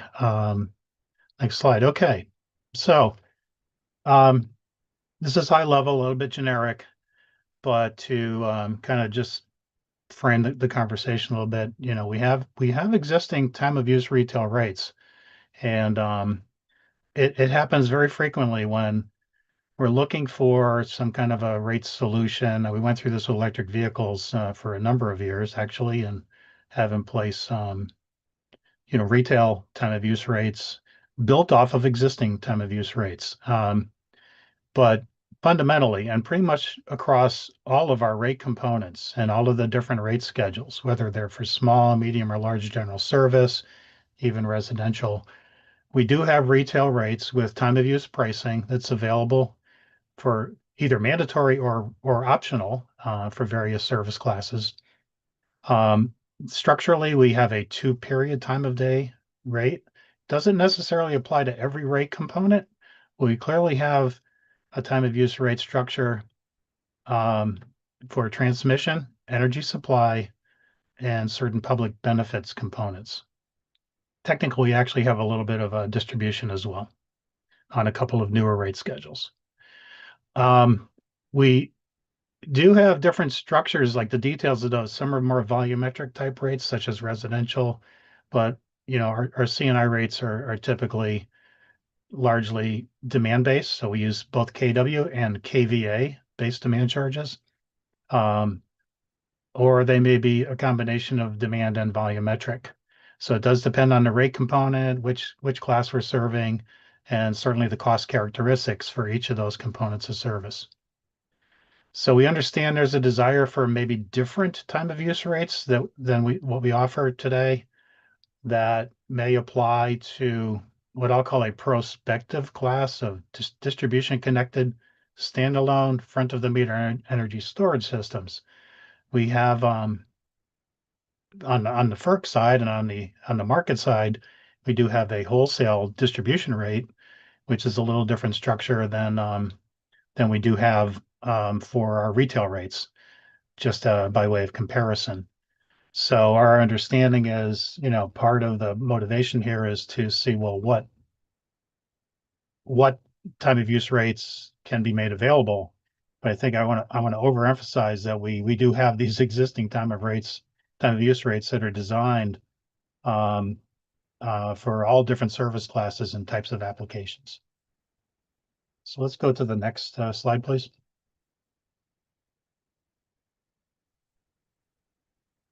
Okay, so the prompts, the requests that we're working off of are talk about rate structure, alignment with the EDC's wholesale distribution access tariffs I mentioned a moment ago.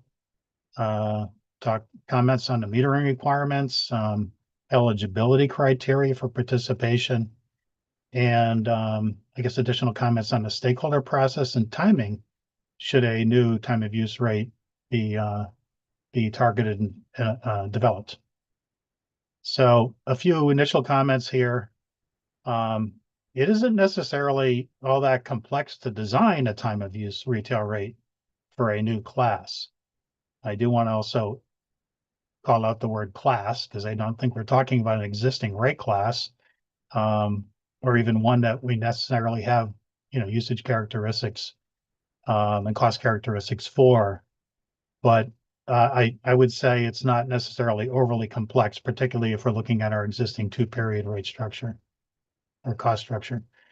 While we do have the wholesale distribution access tariff rate, it is only for distribution service, and we could pursue adopting something similar on the retail side, but we would also need to look at all the other components of service that are involved. At the wholesale level, you've got transactions in the market, there's transmission service, so energy supply and delivery, transmission particularly, and for energy storage facilities connected to distribution facilities, we have this WDAT or wholesale distribution rate. But the major considerations in a retail rate are for the delivery and energy transaction requirements, looking at the cost of service to meet those and provide service, demand and usage characteristics, whatever the service needs are of a prospective customer class. This is super high level. There's a lot of detail underneath that. Regarding metering, billing, and any technical and practical considerations, they are significant. It's something we've wrestled with, and it's ongoing with, for example, having advanced rate design and what would enable that by having AMI meters and all this technologies and systems that support that. So I think we have, with the existing metering, billing, and data management capabilities, done quite a few interesting things and even some newer things that are a bit complex, frankly, and advanced. But we would need metering, at least today, to align with the existing retail metering requirements. So if that changes over time, that, like, for example, having AMI might enable certain structures that could be developed and implemented over time. So eligibility here, remember, we're still talking about retail service, but one way to look at this is distribution connected standalone front of the meter energy storage systems, which is actually, what the scope is here in these questions and what I'm trying to respond to. We're talking about a facility that's connected on a sort of directly to the grid. It's called front of the meter. Obviously, there's a meter there and it's behind a delivery point, but it really is the context of standalone energy storage systems. The timing and process to develop that and whether a WDAP model or something different is used, it does depend on the complexity and all these other considerations about the different types of service, the meter technologies particular, if we're trying to do something different. Even the current WDAT, it's a 3-period time of use rate. That's not readily, structurally and system-wise and technology-wise readily adaptable here. but I just wanted to highlight that. As you'll see in the next one of the next slides, I think it's the next one, you know, everything I'm talking about here really has to do with, I'm going to call the load of an energy storage system. In other words, when they're charging, when power is being delivered from the grid to the facility.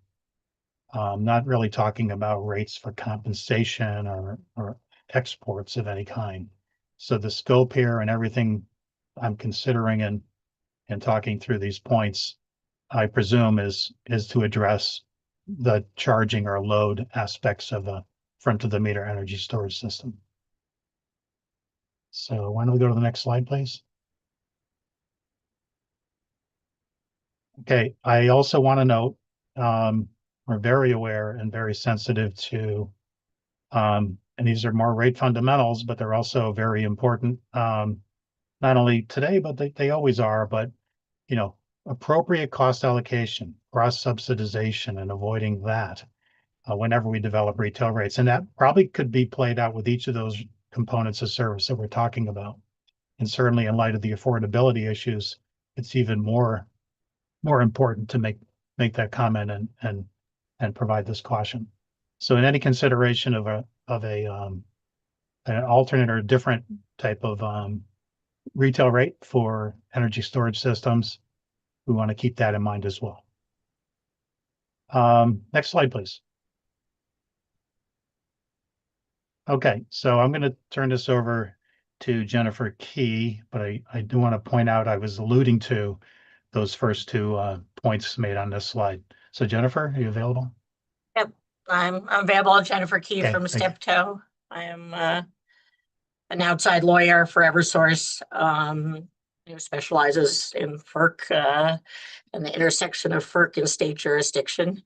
So I think we just wanted to reiterate that, you know, the notice in this proceeding is very clear that this is talking about storage devices buying retail power. There's nothing in the scope of the notice that talks about the sale of any product of any type by the storage device back to the EDC. Obviously, we've seen in comments such as using the words bidirectional. We don't really understand what that means because this the notice was specifically, you know, only for purchases by ESS, not for the sales of anything. So it was unclear to us, you know, why the issue of a bidirectional rate was needed.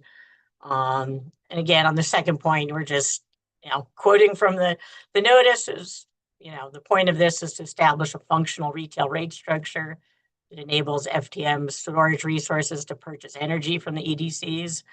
You know, as Ed kept mentioning, from the meter and standalone, and by standalone means, you know, there would be no other load other than a small amount of station power load, you know, that was behind the meter of the storage device. And the final point, just because, you know, I think the key behind Eversource's comments in this docket was this docket needs to, you know, should remain limited to what was set forth, and a reminder that if any power, whether it's energy or capacity, is sold by a standalone front of the meter storage device to an EDC or anyone else who's going to resell it to a retail customer, that sale is a FERC jurisdictional sale of wholesale power. And Pura can't address it in any proceeding. You know, if people had ideas of multiple products and, you know, revenue stacking, you know, there's certain products that could be Pura jurisdictional. We don't think they're at issue in this case, but, you know, in no case is Pura the right place to talk about any compensation for energy or capacity provided by a front of the meter storage device. And I think that is the end of our slides. Am I correct? Yes. We're happy to answer questions. Okay, I'll turn it over to Mr. Arpin. Thank you, Vice Chairman Erkanti. I'd like to thank the EDCs for their time and presentation today. Mr. Bumpin, could you please turn to slide 3?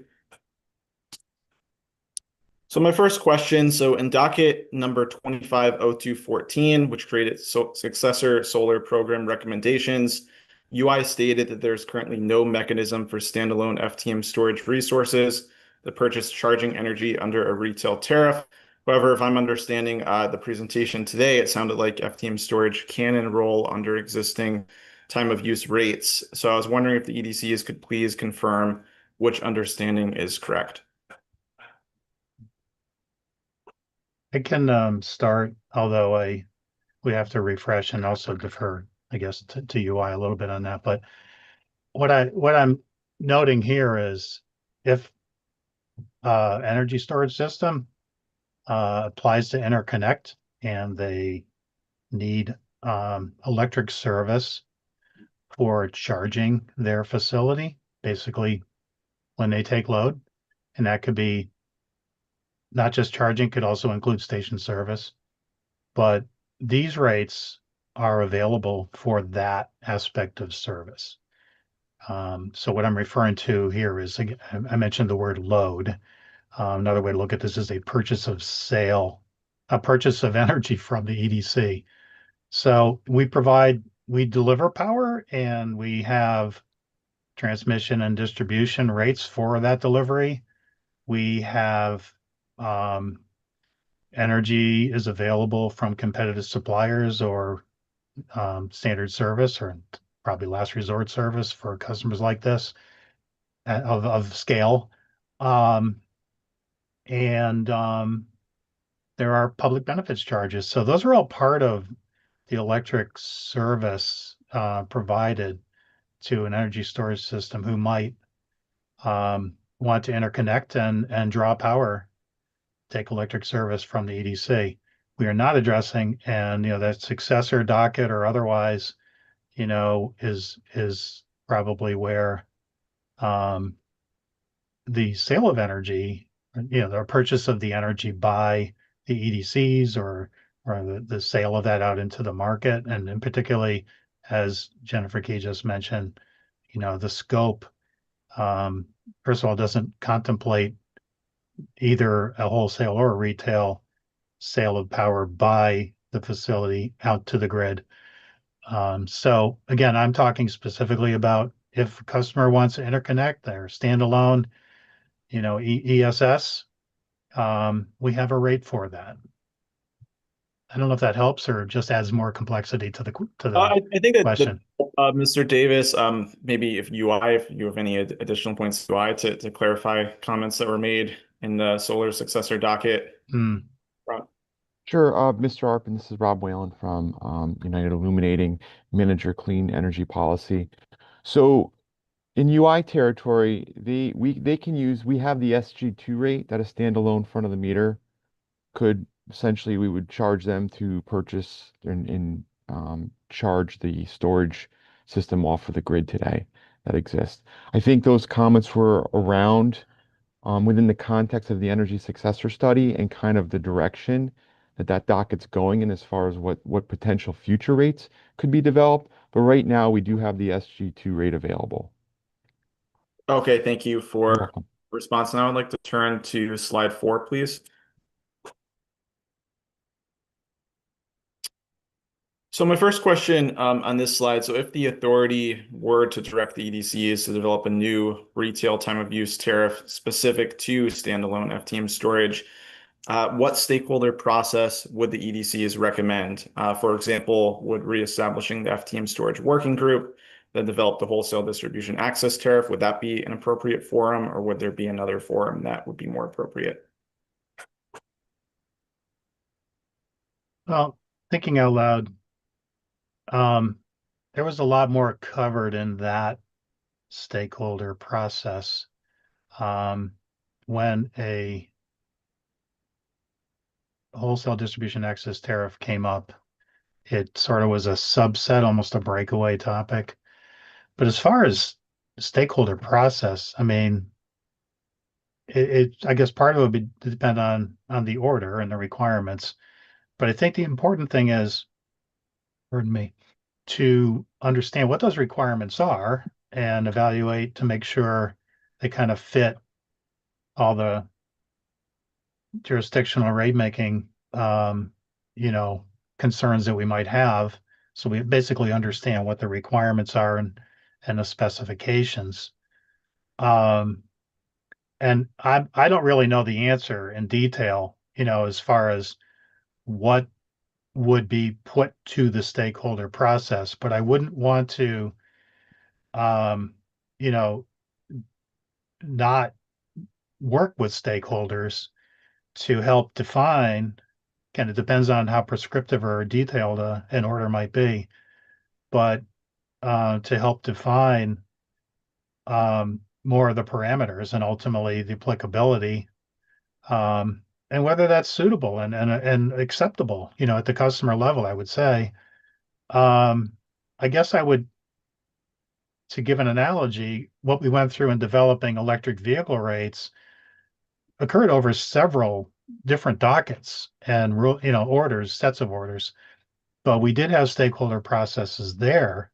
But at the end of the day, something that might make sure we're clear on the upfront requirements and how those fulfill what customer needs are. So we're trying to understand our target customers, not a market, but a new sector of customers and what their needs are. And then, taking all that input, I guess our job would be to go through the process of determining and designing rates. And the tougher part might be in a way that we actually can implement it. Metering was a topic there, but having that stakeholder process is really important to make sure we're clear on the requirements, that they meet customer needs. But they would be focused on the electric service and not necessarily, I don't know if that's necessarily the case. I don't know what an order might say, if that would, be broadened to what either went on in that stakeholder process you alluded to, which had, a lot of other aspects to it, or any crossover to anything that's not just pure designing a rate for charging energy storage facilities. So it's not a direct answer, but I'm trying to help, again, think out loud and, try to understand what kind of stakeholder process might work and be efficient. These things, you want them to be as sort of defined as possible on what that process might be. And certainly the timing comes into play with that. No, thank you for that response, Yeah. Mr. It sounds like, just to clarify, the EDCs would recommend that other stakeholders would be involved in help fleshing out some of these specific requirements and making sure that any potential new tariff or rate was usable for those FTM storage resources. Mr. Arpin, if I may just kind of add to what Ed said, but I think we need to think about it in this context as well, of why a working group might be relevant and applicable in this case, right? We're starting to see across all the dockets and the programs, storage is becoming a common underlying theme. And I think the establishment of a working group will allow us to better ensure that, even as we look to, if we wanted to do a standalone front of the meter program or just have a general, I guess, policy, overarching policy that touches all these programs, and I'm saying RRES, NRES, ESS, perhaps a front of the meter program, and even the implications to the clean energy successor tariff program study. I think there would be value in having a working group beyond just stakeholder input for something like this. Okay, thank you for that response. So I have another question here. And I know that the specific requirements, of course, haven't been fully fleshed out yet, but do the EDCs have any sense of what a reasonable timeline might look like if, a new time of use retail tariff for FTM storage was ordered to be developed at some point? I know, Mr. Davis, you had mentioned EV charging took multiple proceedings. Would that be similar case in this circumstance, or shorter? What would a reasonable timeline look like? First of all, I hope it would be shorter, but I will say it's kind of evolutionary, right? So,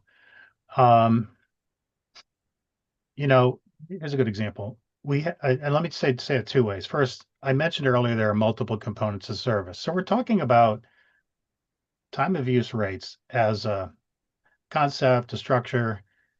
I don't even know exactly what type or what are the parameters around time of your use rates. But I would still have to look at that in the context of my distribution rates, my transmission rates, each of the public benefits rate components, energy supply. I don't know there'd be much to deal with there. I mean, we already have time varying energy supply rates, but I suspect the reason for bringing this up and thinking about time of use rates is almost like not so much recognizing what we have, but doing something different. So the purpose and intent of the time of use rates, like what do we mean by that here? But also in the context of each of those kind of rate constructs. Now, Eversource is in a rate case currently. So we're going to take a year, the course of that process to design new, get obviously expect to get approval of new rates through a distribution rate case process. So the rate making process, there's one sort of timeline that's important to keep in mind. Designing rates for public benefits, we have an annual process typically for kind of reconciliation of existing rate structures. But if we're going to look for a new structure and look at all the requirements, including metering and billing, et cetera, not only would it apply to distribution, but it apply to all those other components as well. And again, I bring up energy supply because there is there's standard offer or standard service, we call it standard service and last resort service. So we have rate structures in place for that, and we're kind of a price taker there. But if we need to do something structurally different there, that's another consideration. Now, metering and billing are important. If we're going to do something different than the 2-period time of use rate, as an example, or even make changes to those, that could have a kind of pervasive effect on designing a different rate in the future.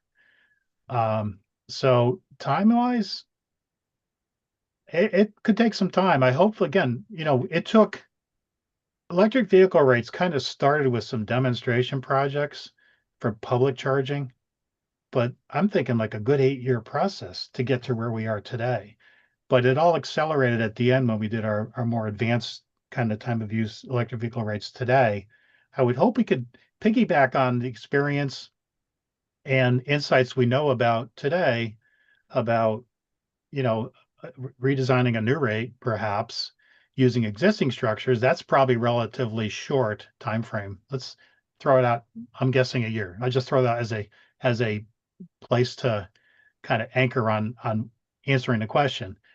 But it might take a little longer than that just for that part. But if we're going to do something new, we've got to look at all the other components. So that could take more time. And then we have to have the metering and other technologies in place. So if it requires AMI, for example, to do something more complex, that could, the design part's easy. The actual build and develop and implement, that's going to depend on its available technologies as well as being able to deploy those. So it could take longer for anything that's significantly different than what we have today. Thank you for that response, Mr. Davis. Does UI have anything that they would like to add to that response regarding potential timeline? I would only point to how long it took for us to develop the original wholesale distribution access tariff and those time of use rates. It was about an 11-month period from when we started the initial working group to when we completed and filed the final report. I think we had about 100 participants overall throughout those, and there was about a time span of 10 meetings. But as Mr. Davis said, we would hope to shorten that because it's a little bit more complicated when we're trying to develop rates that you're going to, do a formal application to FERC with. So I would hope we would pull that in, but that's kind of, I would look at that as the benchmark potentially for new rate development. And that, again, that was just to getting to where we would filed a final report and recommendation to the authority on what we wanted the rates to look like and what those values should be. As Mr. Davis said, the implementation, if we do decide to move forward, it's a much different animal and a much different timeline associated with that. Thank you for that response. I would like to turn to slide 5, please. So my question for this slide, so if directed to develop a new retail time of use rate for standalone FTM storage, how would the EDCs recommend ensuring that the tariff is revenue neutral, that costs are allocated based on cost causation principles, and that cross subsidization between customer classes is avoided, recognizing that the authority does take cost seriously in these cases? Ed, can I just Yeah, please start, preview but that? I have a couple of comments I want to make, but Yeah, go ahead. I'll let you. I think we saw, especially coming out of the WDAT proceeding, that obviously, the storage industry wanted to avoid, almost all the costs in certain seasons, and they wanted a seasonal type rate that such that, there was a period where they could avoid paying basically anything, despite the fact that they would be using the grid during that period. And that's sort of one of the things we're talking about here. And the other thing is, for example, when you take wholesale service as storage, the ISO New England tariff effectively waives under many circumstances the transmission charge. But the storage device is taking transmission service directly from the ISO New England. Since we're talking about a retail rate here, there's no such special provision about transmission service for charging at retail, such that, to the extent the storage industry might say we shouldn't have to pay for transmission, they have to pay it at the wholesale level. They sometimes have to pay for it, but the caution is that that's sort of a non-starter. That the notion of not paying for transmission. There may be arguments we shouldn't pay public benefit charges, because we're special or different. Obviously, ultimately that's up to Pura, but I think what we're saying here is that retail load is retail load, and the way to get prices down is to charge retail load all the cost elements of a retail rate. But Ed can continue on from there. Yeah, and to build on that, and again, as a both rates and cost of service person myself, and again, looking at each of the different components of service, cost causation and equitable cost allocation is important. There is no revenue neutral target at a class level because I don't have existing classes for these customers. So our starting point can either be looking at an otherwise applicable rate class that energy storage facility comes along, they want to take service. I could put them on one of our general service rates as appropriate. As appropriate means, for example, what's their service voltage? Which facilities are they using? What are their more local costs, such as meters and transformers and service connections versus the circuits and the poles and the substations? So there's all the different elements just of the distribution system alone. So if you had an established class, we would be able to look at an allocation of those costs using, let's say, an allocated cost study. I also have to look at my marginal cost of connecting these customers. And, there's sort of a floor that you need to recover.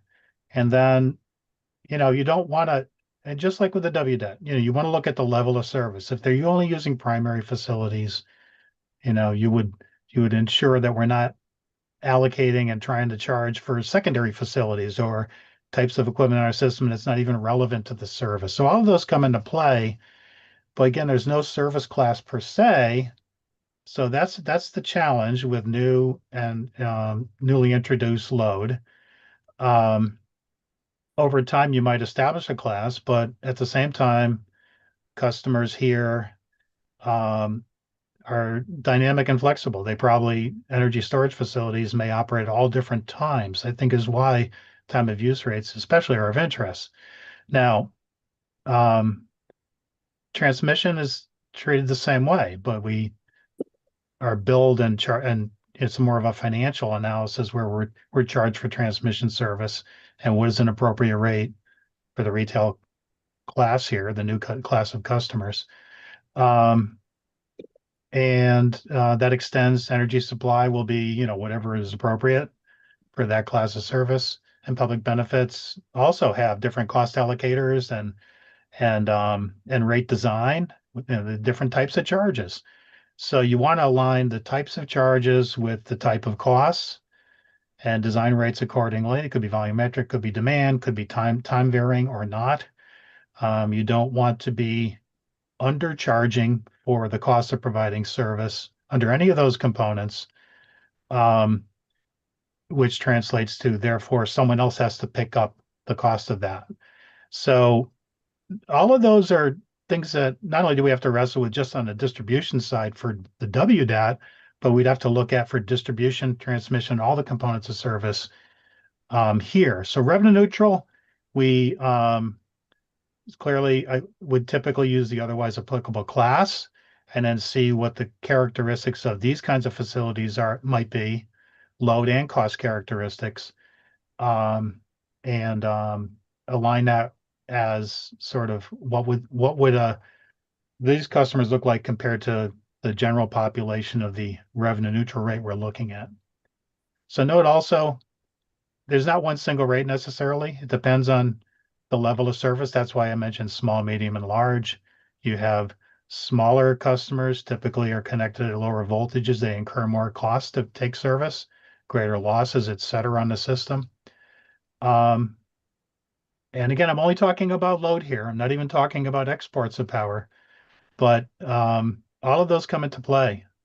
It's not, again, a complete answer in terms of maybe having a full roadmap here on what needs to be done, but these are truly rate design principles, and cost allocation is one of them, cross subsidization, and reasonable balance among these and other objectives are important to look at. I know that's a lot, but the rest of it kind of depends. Yeah, no, thank you for that response, Mr. Davis. I know that there's definitely a lot of considerations at play here for cost allocation and so forth. I think I would like to move to the last slide now, please, Mr. Pumpin. So I know that the bidirectional component or sale of energy to the EDCs from FTM storage wasn't the primary ask in the notice, but I also know that it came up in stakeholder comments and it's coming up here. So I do have a few questions and its potential applicability. So I saw that Eversource's written comments state that both the purchase and sale of electricity by standalone FTM storage resource are facially FERC jurisdictional transactions. I was wondering if the EDCs could please elaborate on that position a little more, specifically why would exports under a PURA approved revenue neutral retail tariff still constitute FERC jurisdictional sales? And when we were talking about the sales too, we meant typically because a front of the meter storage doesn't have retail load, putting aside station power load, it would, would save money by taking a wholesale rate. So it would normally purchase at wholesale. But, an EDC, any EDC, resells the power that it purchases so that if a storage device is selling power to an EDC, it's just the same as any merchant generator, any distributed generator, any generator that Eversource or UI would purchase from. That's a wholesale sale. There are certain wholesale sales that aren't subject to FERC jurisdiction. Largely, those are for QFs, but front of the meter storage can't be a QF because it's a standalone. It's not co-located with load and co-located with a renewable and only served energy by the renewable. So we're not talking about anyone who could fit in a QF exemption. We were sort of ignoring the fact, yes, you can have a municipality own an ESS and that municipality could sell wholesale power to the EDC without FERC regulation, but we were basically ignoring that fact because we didn't really think this was that this reason that certainly there weren't any municipalities in here asking for demanding a retail rate. So, we're ignoring the fact. But, the concern was the understanding, because I think there was, I think maybe ACT in its comments mentioned a retail sale to the EDC. And we just didn't understand, unless literally it was the power of the headquarters of one of the utilities, what they were talking about, that if they're selling power to an EDC, that EDC is going to sell that power to a retail customer. And that means the sale from the storage devices at wholesale. And given how FERC's interpretation of interstate commerce is anything at wholesale, not in ERCOT, Hawaii or Alaska or Puerto Rico, that wholesale sale is FERC jurisdictional. And we don't see any exception other than the muni public power, co-ops, other types of not FERC regulated entities to that jurisdiction. Okay, thank you for the response, Attorney Key. I'd like to briefly turn over to my colleague, Mr. Graham Turk, before I have a few final questions after that as well. Thanks, Attorney Key. So I just had a follow up on that. So, for example, in the ESS program, which is behind the meter storage, so maybe a little bit of a distinction here, when a customer sends energy back to the utility, they're paid for that service based on the average dispatch during the event windows. However, by the logic of what you said, I'm a little confused by how that wouldn't be a first jurisdictional transaction, whereas a front of the meter battery doing the same thing, even if not explicitly participating in a wholesale market, would qualify it as a wholesale transaction. Let me see. My understanding of that is they're being paid for the dispatch. They're not being paid for the energy as a commodity. They're not, the energy is, the energy effectively just belongs to the utility, that there isn't a sale going on, or that, it's it can be under some kind of net metering arrangement, but they're not being paid for energy. Okay, but got it. For I think I understand. So in the case of front of the meter storage, an storage, incentive for dispatching is what they're being paid. Gotcha. So if a front of the meter storage asset, then we're participating in only the capacity market and not the wholesale energy market, where we're selling the service of providing capacity but not physical energy, would that also exempt it from FERC jurisdiction? FERC has jurisdiction over wholesale sales of capacity.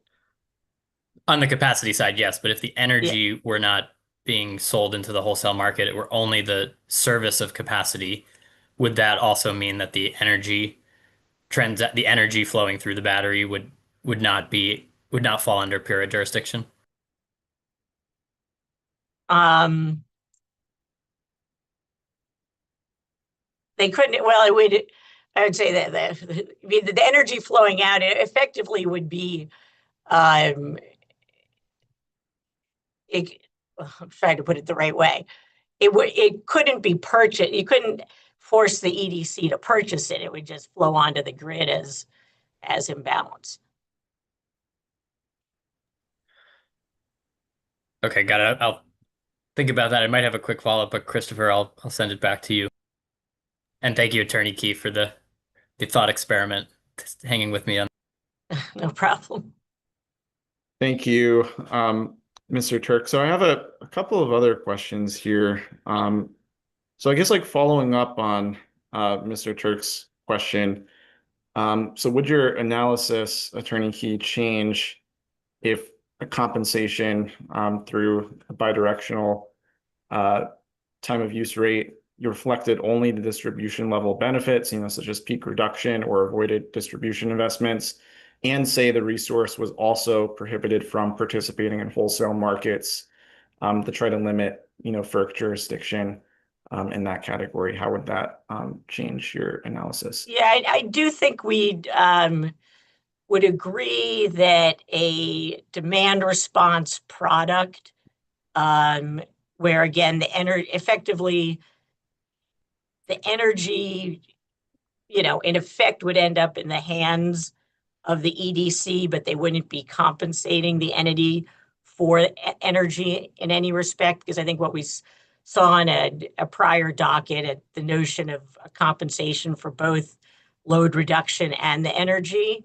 So as long as the compensation is just for load reduction, you know, that could be pure jurisdictional. I think, one of our questions there is, when you're charging at a retail rate, the load reduction benefit is to the EDC, which is a wholesale entity. So you're paying a retail rate to charge a device that's going to then reduce wholesale costs. Paying a retail rate to somebody, the issue is how much would you have to pay them, that in order for them to be profitable if they're charging at retail, but what they're reducing is they're reducing wholesale costs. But there are certainly, we discussed that model in the prior year, and the math just wasn't there. The math showed, that certainly would not be revenue neutral at today's prices of storage capacity. Could be, we're not saying it couldn't be in the future, but we went down that road, and I think the numbers we saw playing out were that, given the direction of sort of avoiding cross subsidization, it was very difficult to see a demand response rate that would avoid cross subsidization with a retail rate for charging. Can you elaborate a little more on that point, Attorney Key, about the revenue neutral aspect that was examined last year in this case? Well, I think when we were looking at two different constructs in the case, and one was a pure front of the meter, and the other was only selling a demand response product.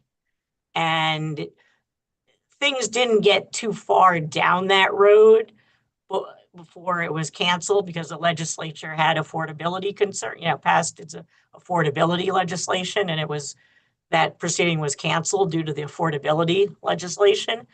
But I think I'm better versed on the front of the meter side. There was a very large gap in compensation in order to make it profitable for distributed storage to participate in the wholesale market. And I'm not sure, I think someone else on the call may be able to discuss better. We were sort of looking at the other issue too, but again, it was clear that some kind of subsidy would be needed for the distributed storage to incent anyone to put distributed storage in, the rate level they would need for the demand response product was higher than the value it was to other customers, creating a cost shift. It may be Rob and some of the others who might have looked at the math a little harder on the demand response side can talk about that. Yeah, I can speak to it. So not so much the math part of it, but I do know, just to do some retrospect, before that front of the meter docket kind of came to close because of the SB4 legislation, we were marching in the direction of putting together a load reduction construct where, we really focused on what's actually being compensated. So if we wanted the objective be not so much participation in the wholesale market, right? Because that's where we get into that kludgy FERC jurisdictional issue. If the objective was just to reduce distribution peaks and avoiding distribution system costs, so effectively peak shaving, That's a lot different to Attorney Key's point. It's different for paying for energy capacity or ancillary services. And we consider those, and so does FERC, those are considered wholesale market products. So if we were just looking, similar to how we look at the ESS program, and saying just, here's a peak event, here's the reduction that was done, and maybe doing an incentive based on that, putting a retail rate aside, that might be a path forward with something like this. But, I think, between the legislation and that first jurisdictional, I think that concept, that load reduction concept, kind of got muddied down towards the end of that front of the meter docket.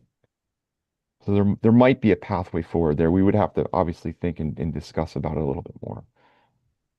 Okay, thank you for those responses. I think I just have one final question here. I was curious about how the legal interpretation would differ from the treatment of FTM. FTM paired resources that are paired with solar systems, such as those enrolled in NRES or SCEF. I think one of the reasons why we've been looking at this, for clarification, is the solar successor docket is currently, investigating time varying rates. And there are, of course, front of the meter solar projects that would be enrolled in these successor programs. So I'm curious about how the legal interpretation would differ in cases where they are paired with solar projects that are FTM. Yeah, I think clearly the biggest difference with paired, and I'll use the term hybrid because I prefer it to co-located for a lot of reasons, but a hybrid resource where the storage can be always be charged. It's configured so that the storage is charged from the renewable resource. FERC has made clear such entities can be qualifying facilities. And so that takes you out of the realm of FERC jurisdiction over the rates. Of course, it does take you into the realm of PURPA, and then you get into a legal issue of what the state can do versus voluntary things, but at least you can eliminate the FERC jurisdiction over the sale itself, but there is the PURPA limitation on how much the state can require the EDCs to pay if you're going to make these entities QFs. Okay, thank you for those responses. So again, I'd like to thank the EDCs for their time and presentation today, and I turn it back to you, Vice Chairman Arconti. Great, thank you so much. Before we move on to public comment, any other stakeholders and/or commissioners have any questions at this time for the presenters?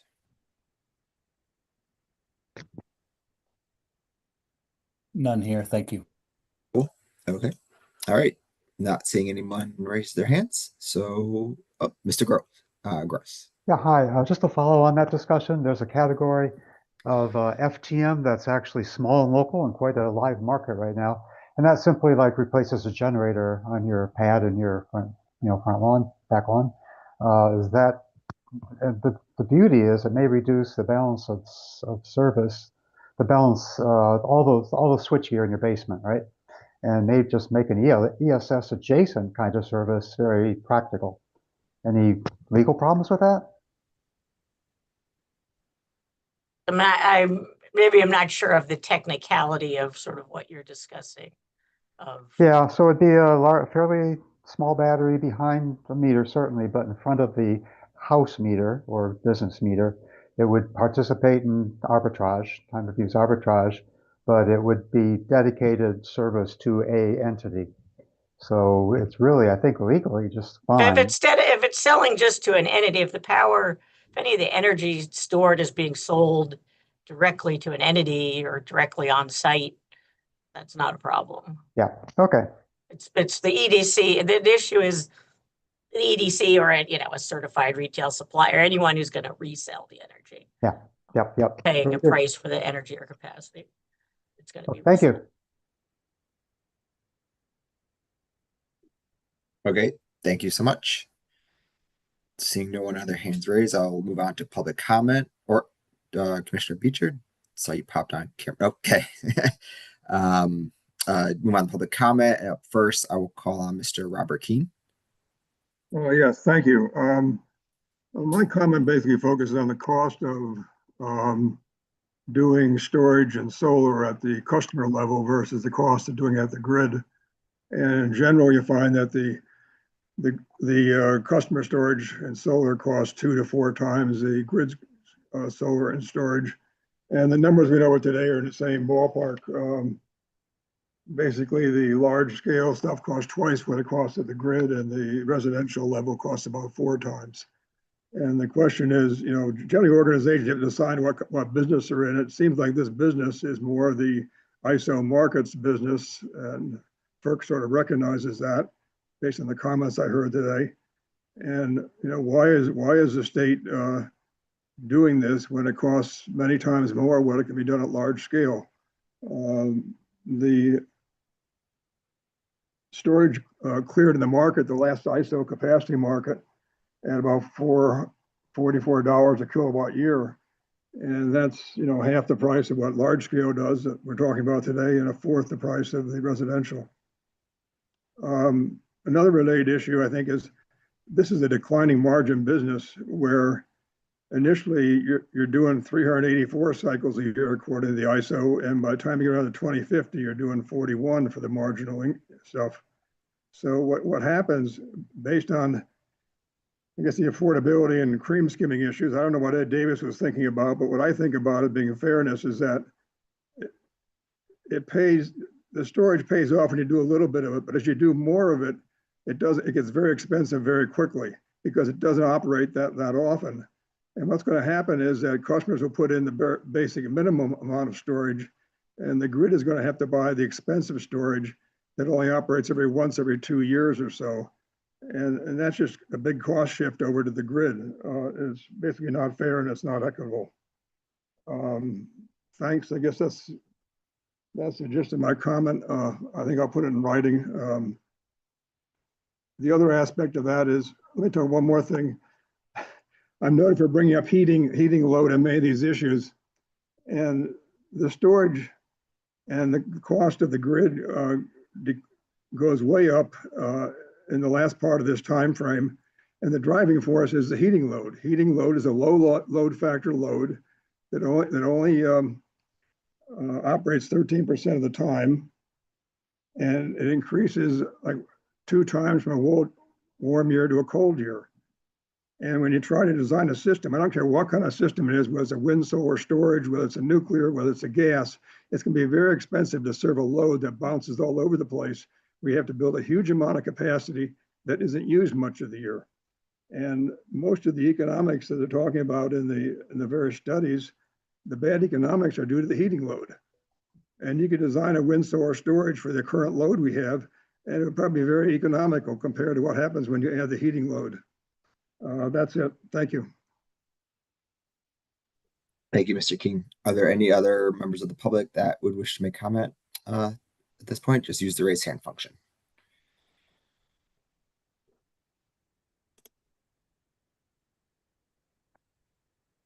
Okay, seeing none, that's going to bring us to the end of today's technical meeting. Thank you, everyone, for your participation and your thoughtful, constructive discussion.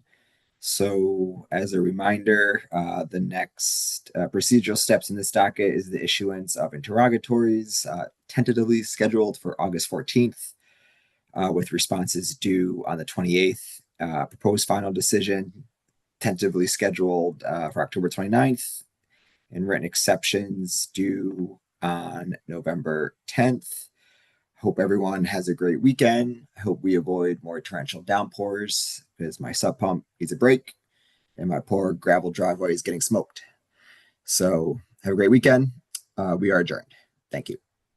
It is 1:59 p.m. and we're now